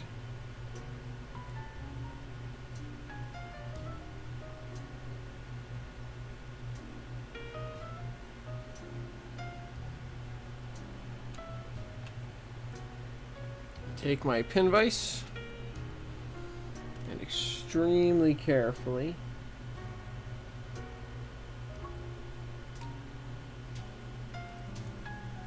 drill out these holes.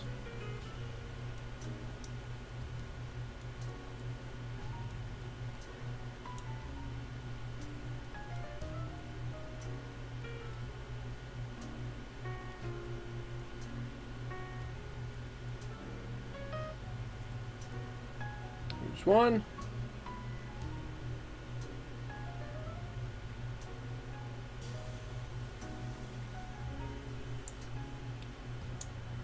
Oh, jeez. Thank you, Adam. There it is. Also don't know why my white balance is suddenly wild.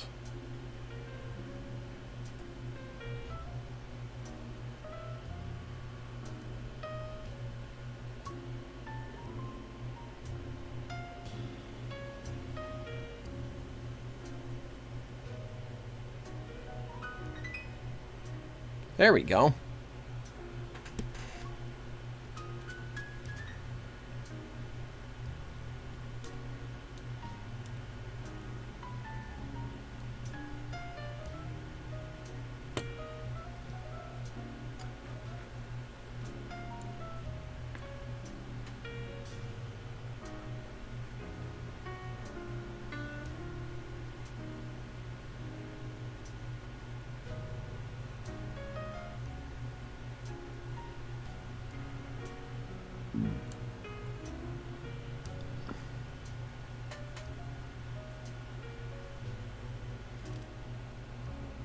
we go.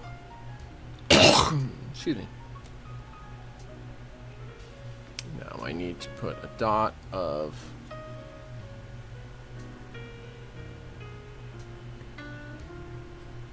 CA. Shall we pull it out slightly?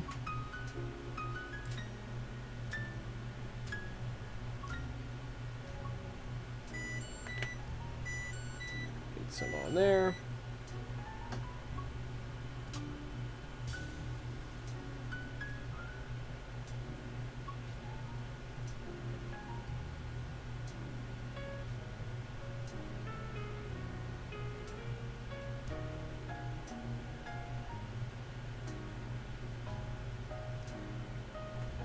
There we go.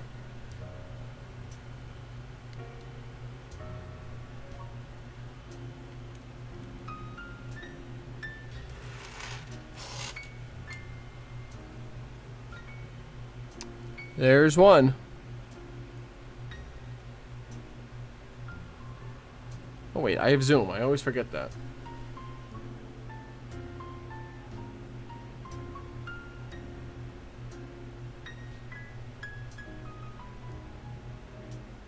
There's one. And I got one more to do. And then I gotta figure out the freaking windshield wipers, man. Those are gonna be crazy.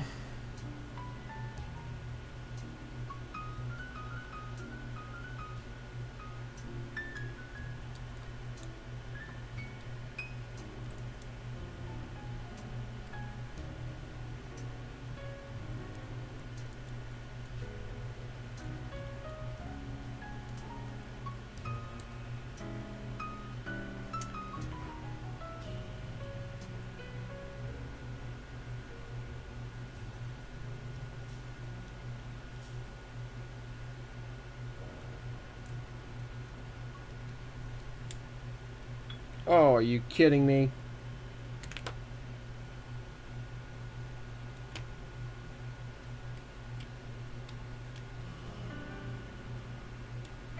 Oh, I lost a bit.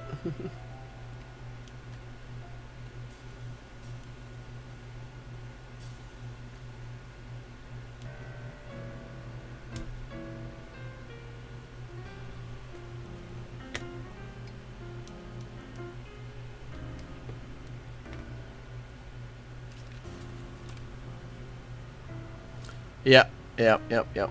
Ooh, you can zoom in on the YouTube app. I forgot about that. You know what? I actually might be better off just pulling the cab off.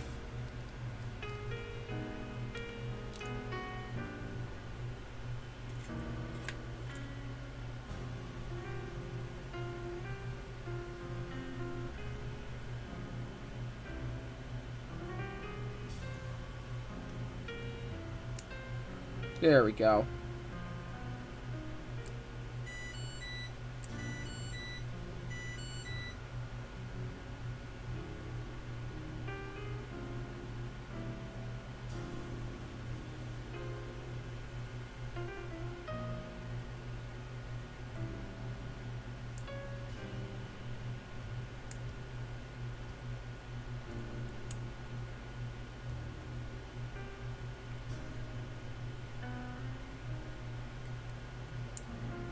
Come on, get out of there, you dang thing.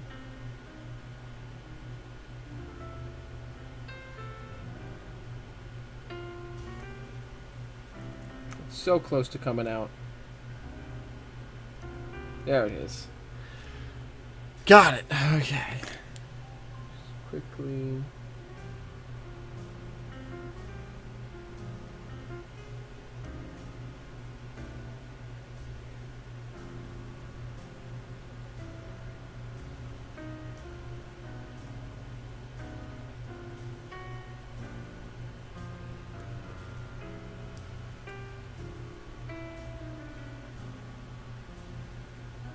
Touch of that on there, and I can always touch up that paint there. I'm gonna have to.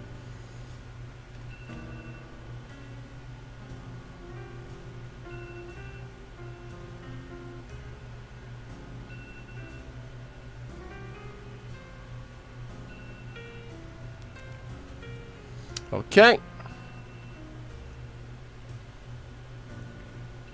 Actually, let me do that right now. Let me touch up that paint. Where did the red go? Red, red, red, red, red. Where'd my red paint go? Right there.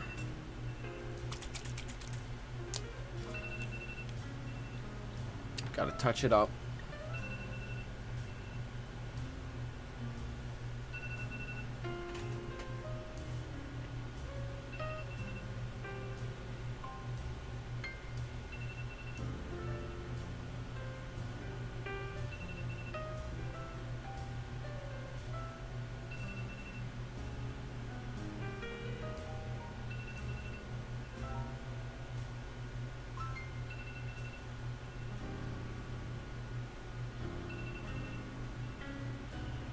Go get that all touched up. Good. Now let's cut this other windscreen out.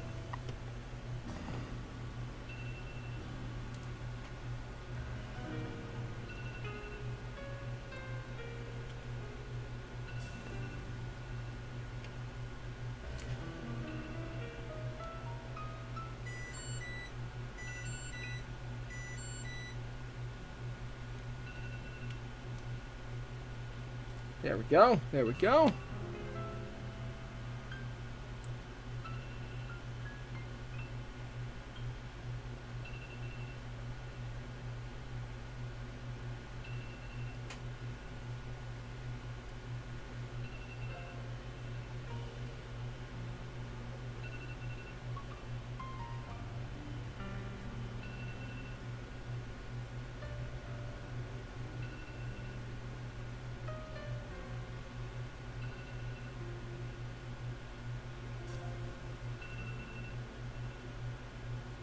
Damn it. Okay, there we go. Yeah. I would not say no to pumpkin cheesecake, man. That pumpkin cheesecake you made looked freaking good.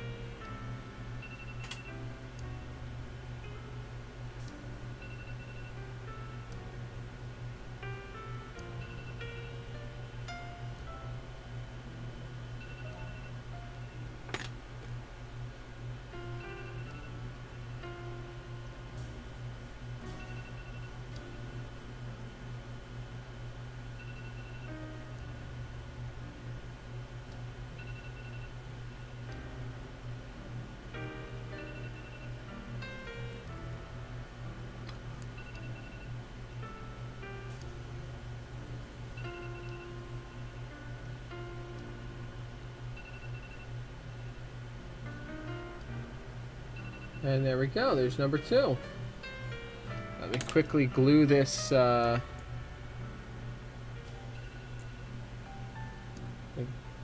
Glue this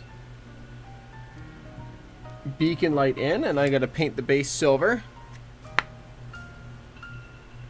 Making. Let's see.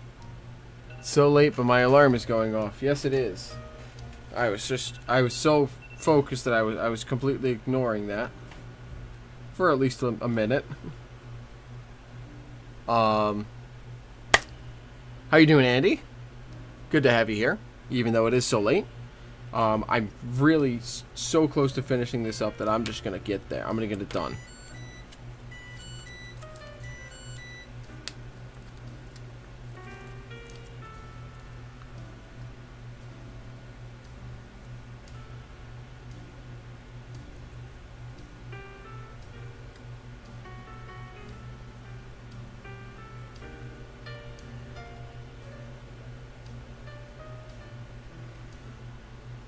Alright.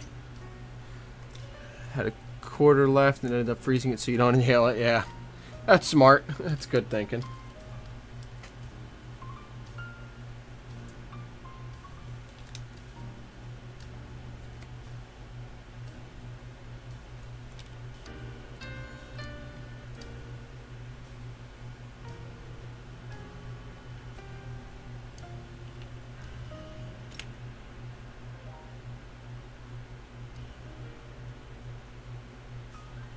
Alright,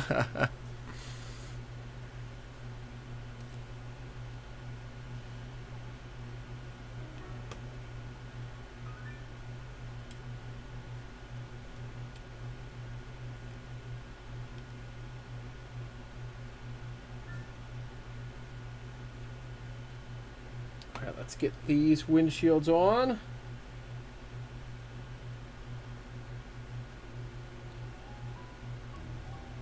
Or wipers on.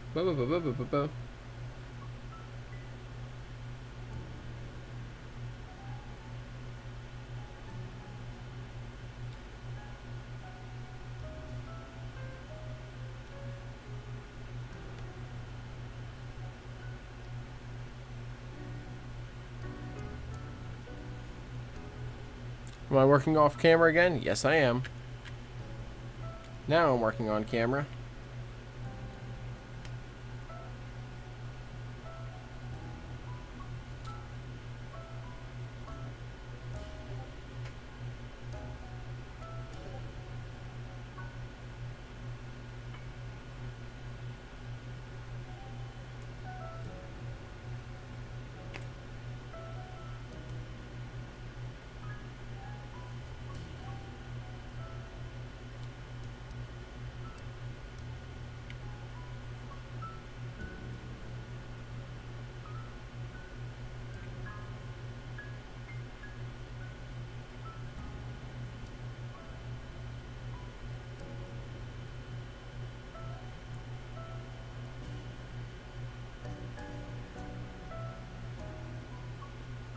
Alright, let's try another set of tweezers.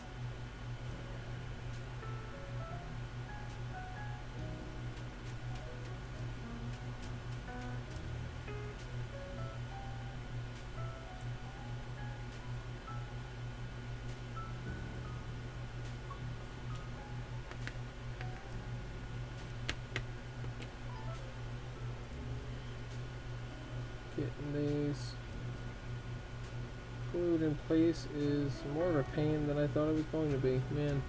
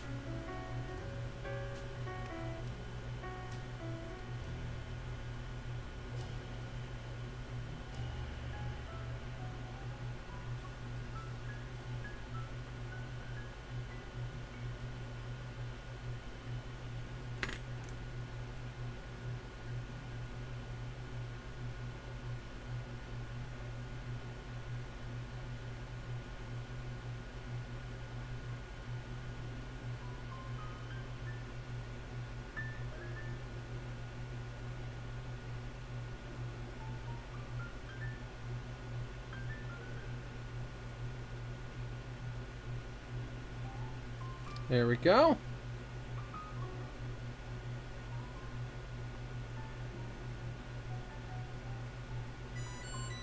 Good.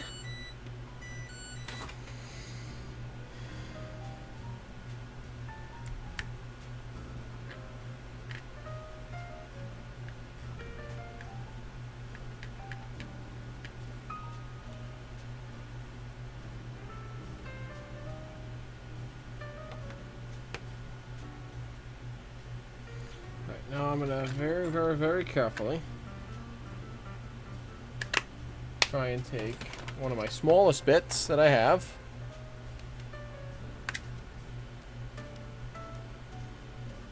Let's try the 0.2 mil.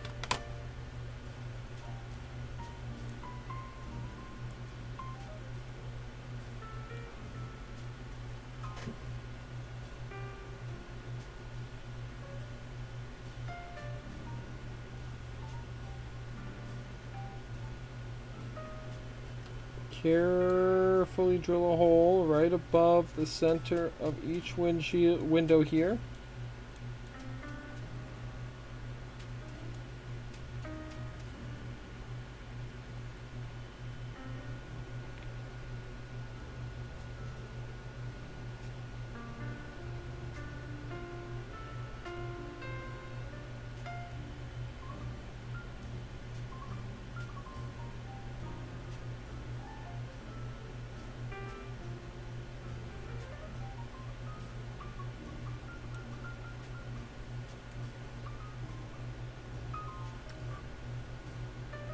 Okay, 1.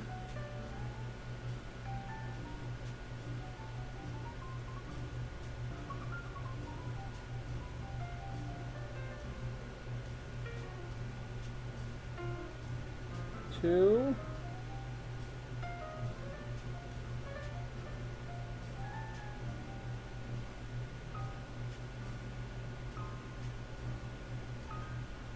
And then the back.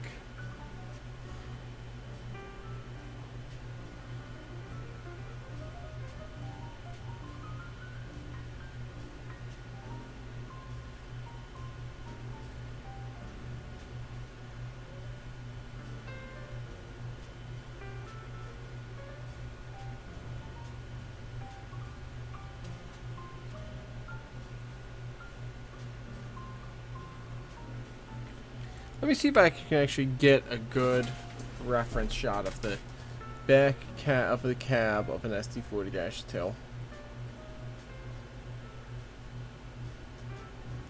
Wow, Blue Jays won. Blue Jays managed to hold off the Mariners. Jays are going to the World Series.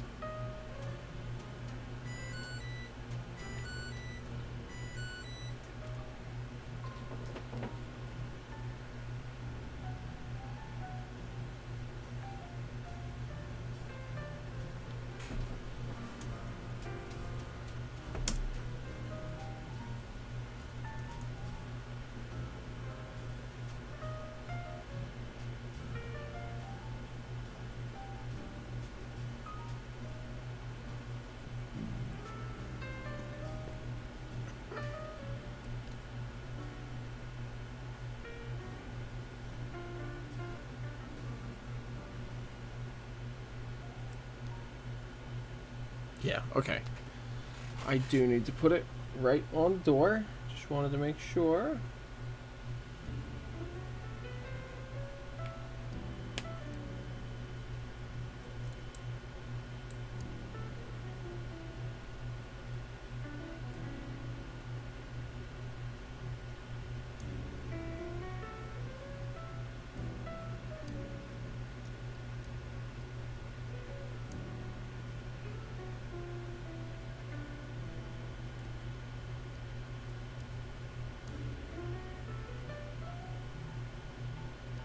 Hole number 3.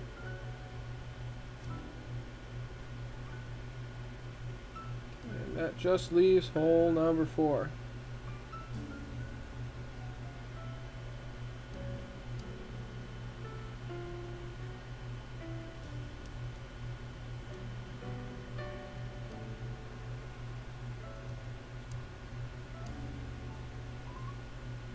Throw, which means I can slowly, carefully back it out. And there we go. And I am going to actually just quickly clean up this first hole.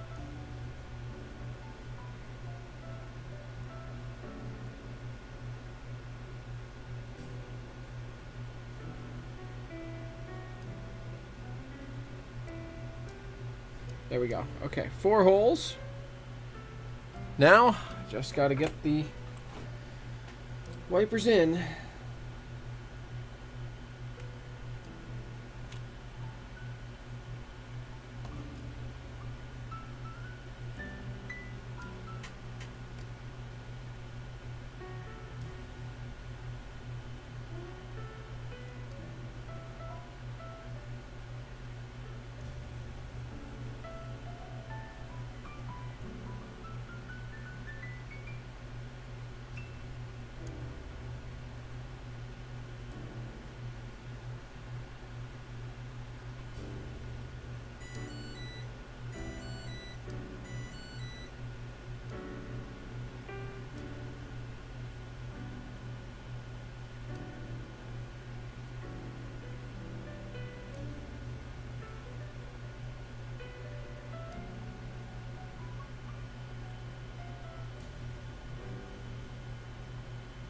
There we go.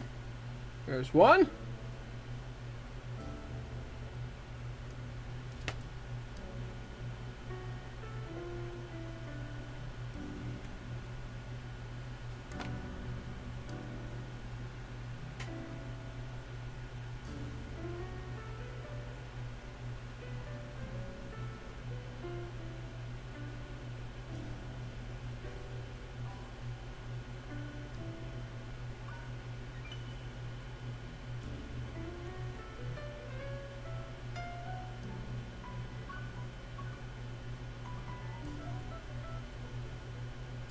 No, no, no. No, no, no, no. You don't get to just run away like that. No, no, no.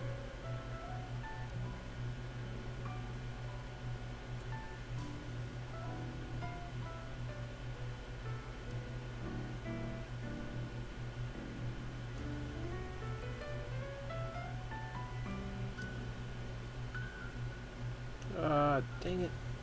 Go in the hole. Go to your home, ball. The hole is your home.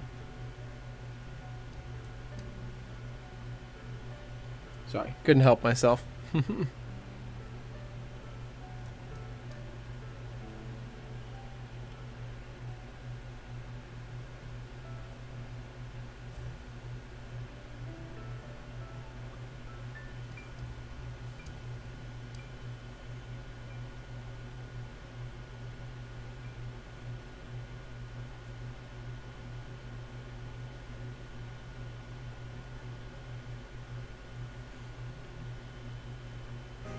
Okay.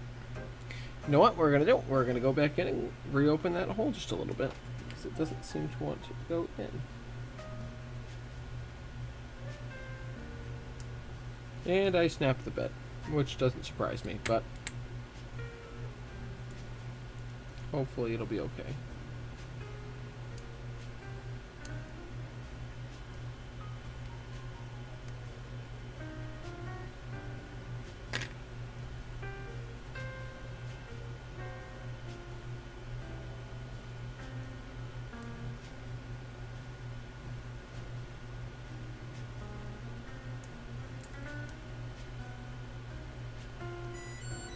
Damn it.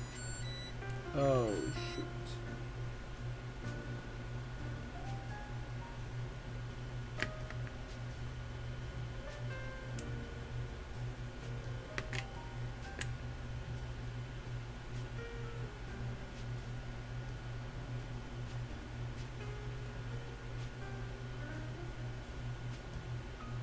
Alright, I think we're good. Now, if I can just figure out where... There it is.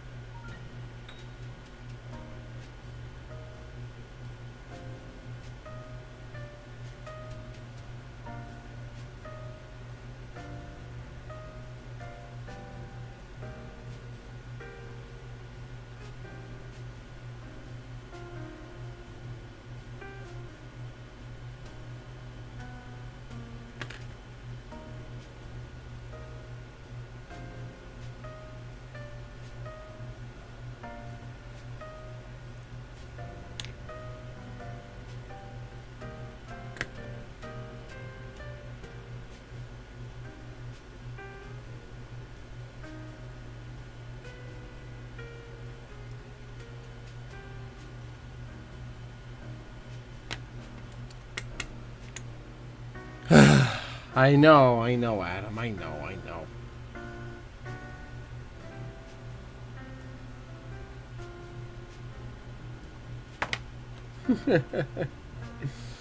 I know.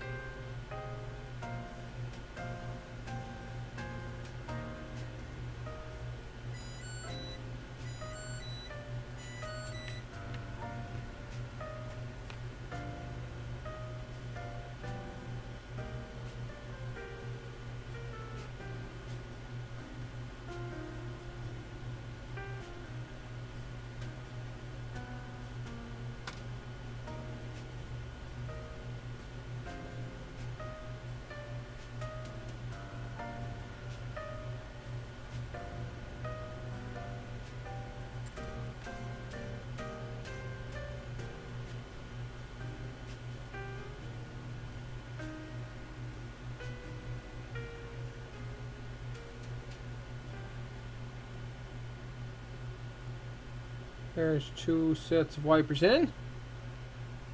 Good. Let's get the 3rd and the 4th. And then quickly touch up the... get some silver paint on the beacon light. And then let's close this puppy up.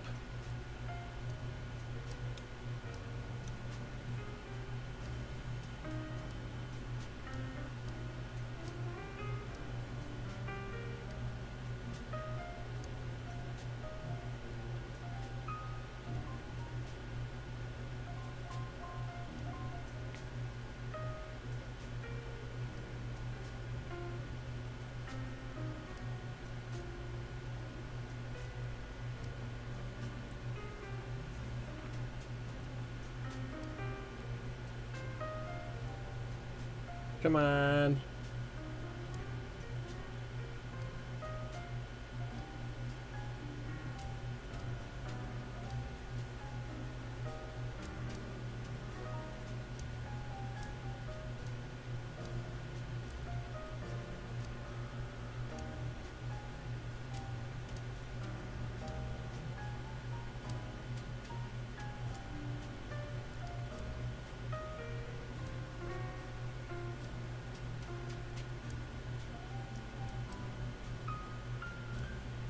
Go into your hole.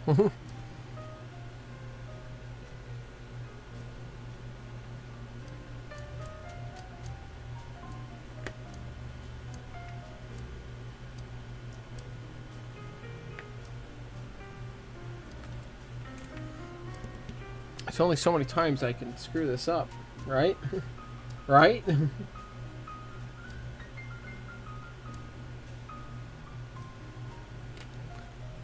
Right? I hope.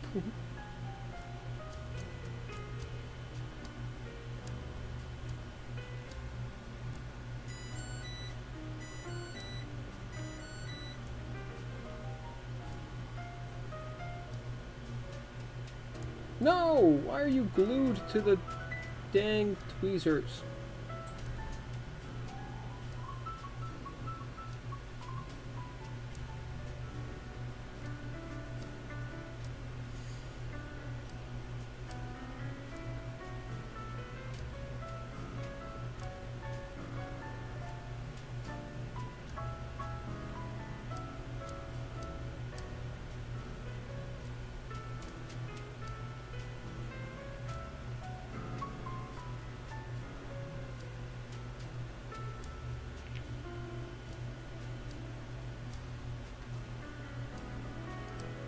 I'm so close.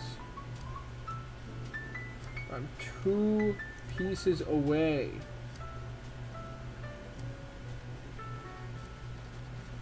Just need to finish the dang job.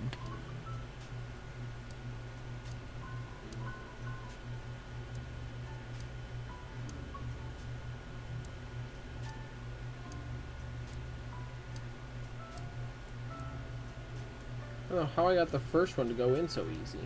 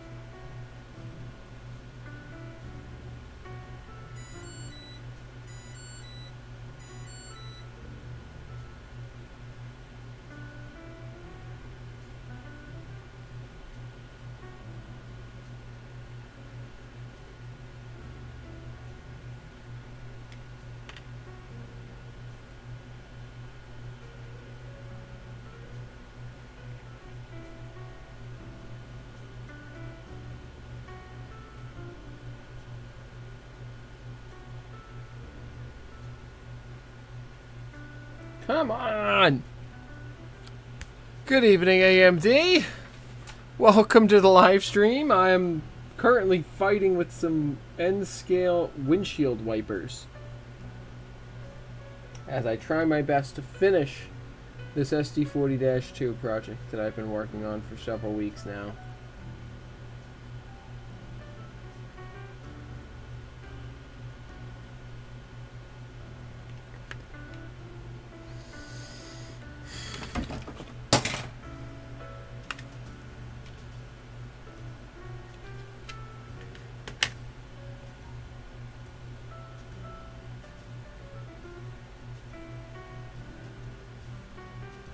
I'm at the point of just making these holes wider.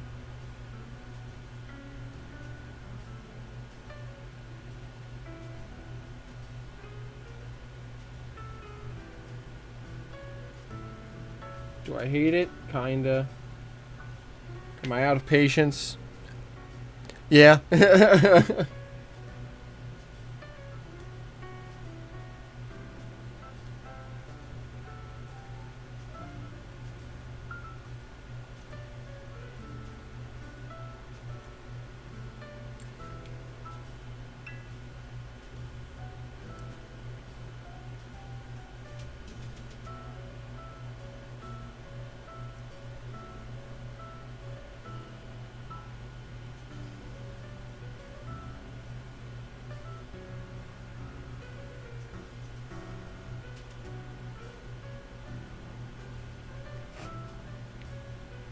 Here we go.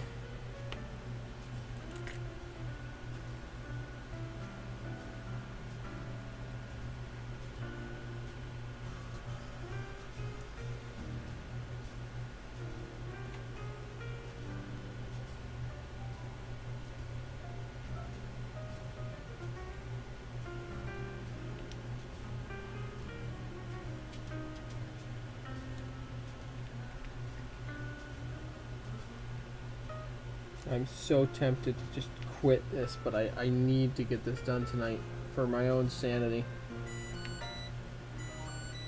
Okay.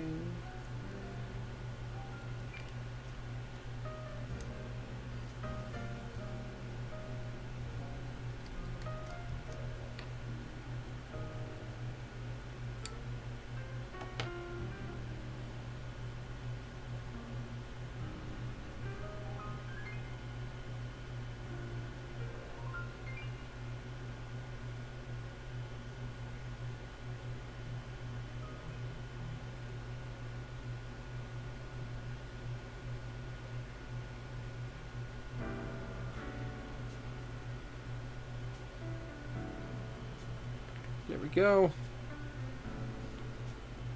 A bottle of glue.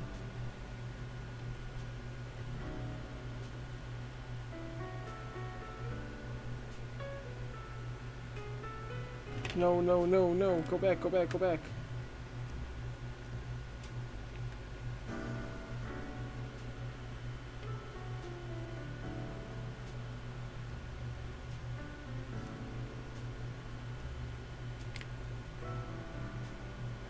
There we go.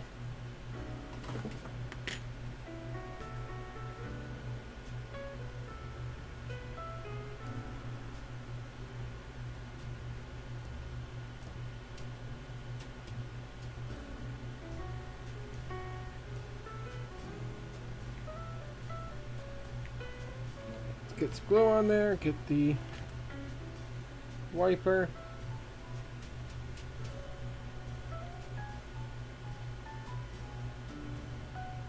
Get it in there.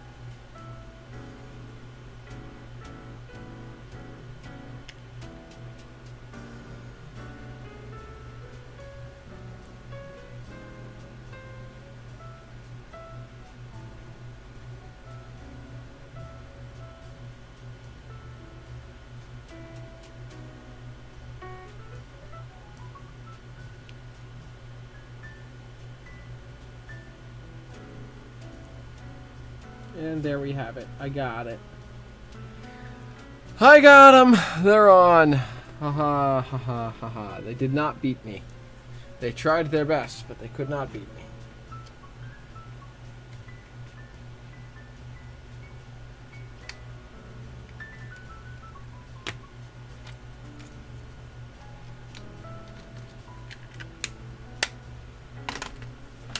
Now I need to do a little paint touch-up.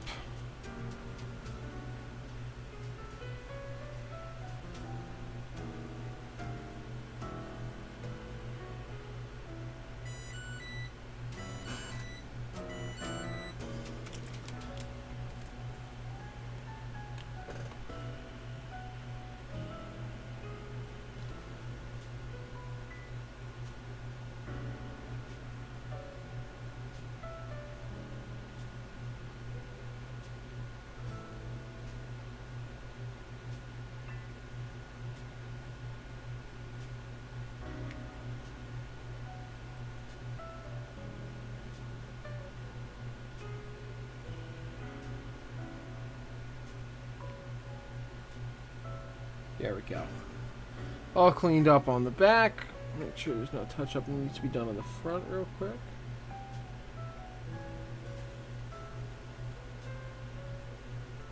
We're alright. Alright. Let me close all this up, clean all this up, and then I'm going to quickly throw some silver paint around the rotating beacon light around the base.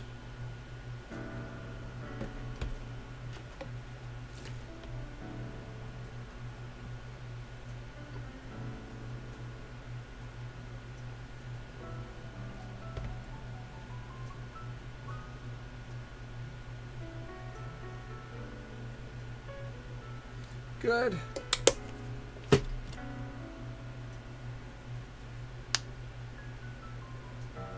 Silver on the brush.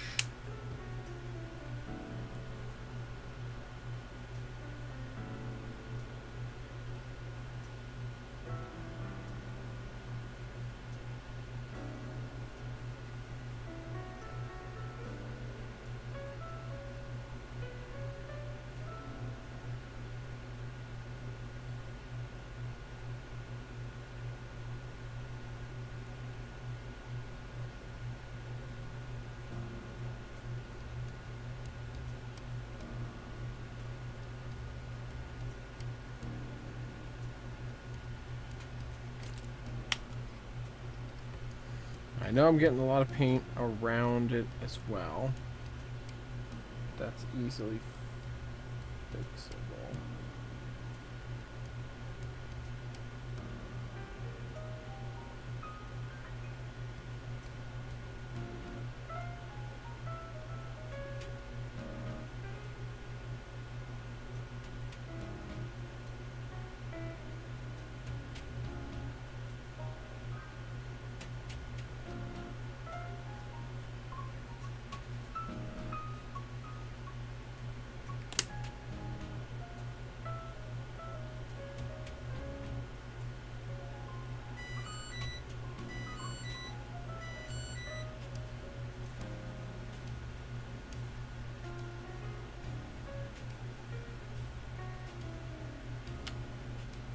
Alright, let's get my black paint actually first to give it a nice base. Which I put right there.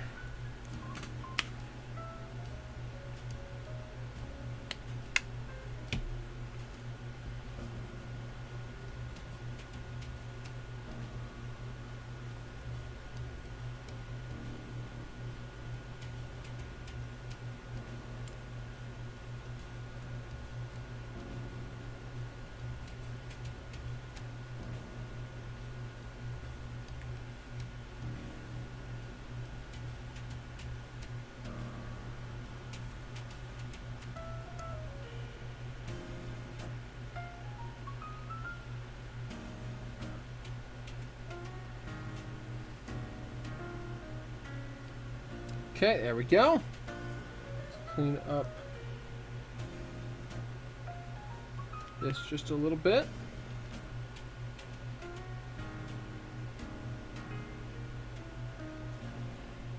Good.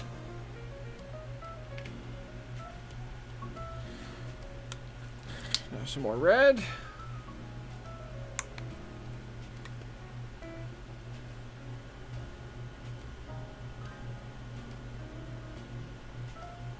Gonna need a couple layers of red here to clean this all up.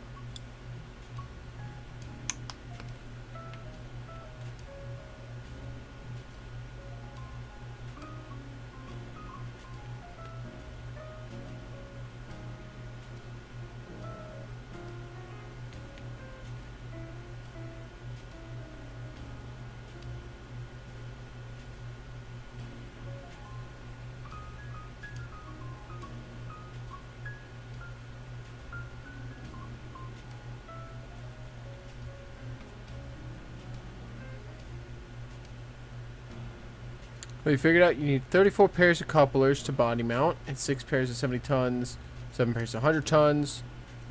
Everything else has correct, but you gotta cut up the truck mount couplers. Yep. Well, that's, you know, at least you got a number to work with now.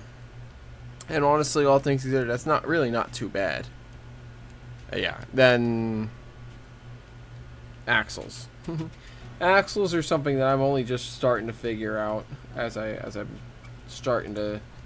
I started this past year at Amherst. I picked up some ESM metal wheel sets, Eastern Seaboard models, metal wheel sets, as I think those are the best on the market right now. Inner rounds are also good from what I hear, but everything points me to Brian Busey. Not to mention the fact that I want to support Brian because A, he's a New Haven modeler, and B, he's a pretty much N-scale exclusive, so I want to support him in what he does to support the N-scale hobby.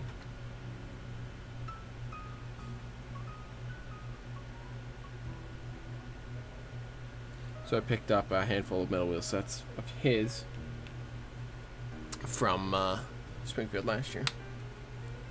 Or at Springfield last year, rather. At Amherst.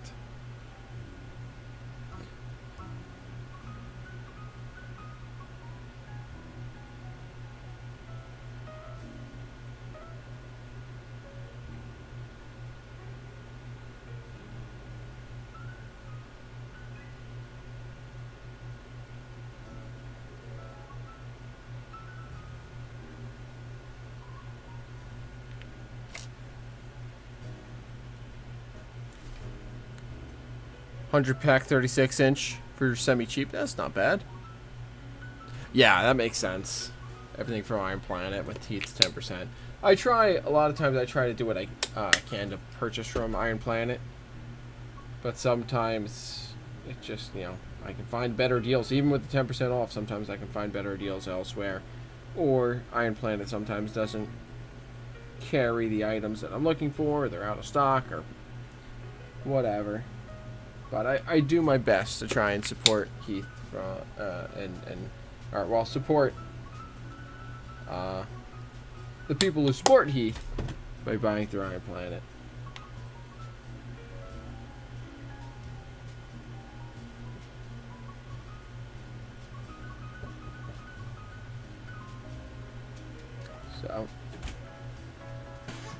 Yep.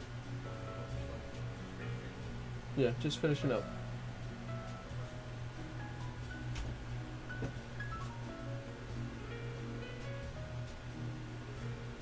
Sorry about that. Just need to finish this up here and then we can wrap the stream though.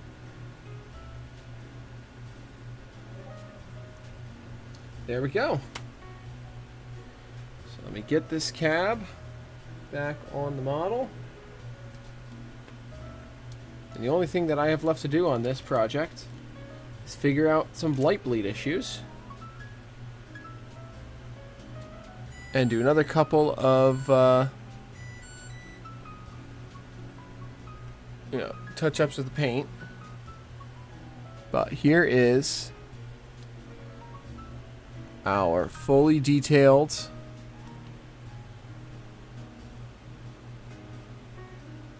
SD40-2.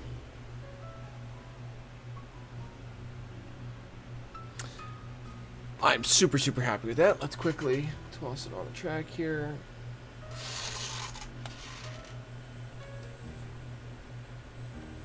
There's your blinking beacon light.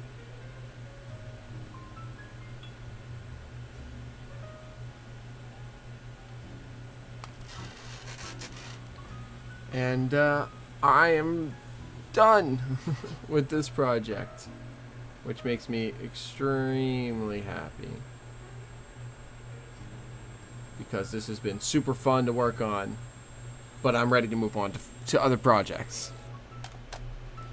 So there it is, B&CCS 1700 fully completed, minus a couple of behind the scenes things that aren't really super visible on camera anyway. So with that, thank you all so much for watching. I know this was a rather long stream. I ran almost 3 hours tonight, but I just really wanted to get this done. So thank you guys for tuning in. Thanks for sticking with me, Adam, AMD Rails, and anyone else who's still around. If Andy's still around or anyone, thank you guys for sticking with me. Thanks everyone who tuned in tonight. I hope you all have a lovely evening.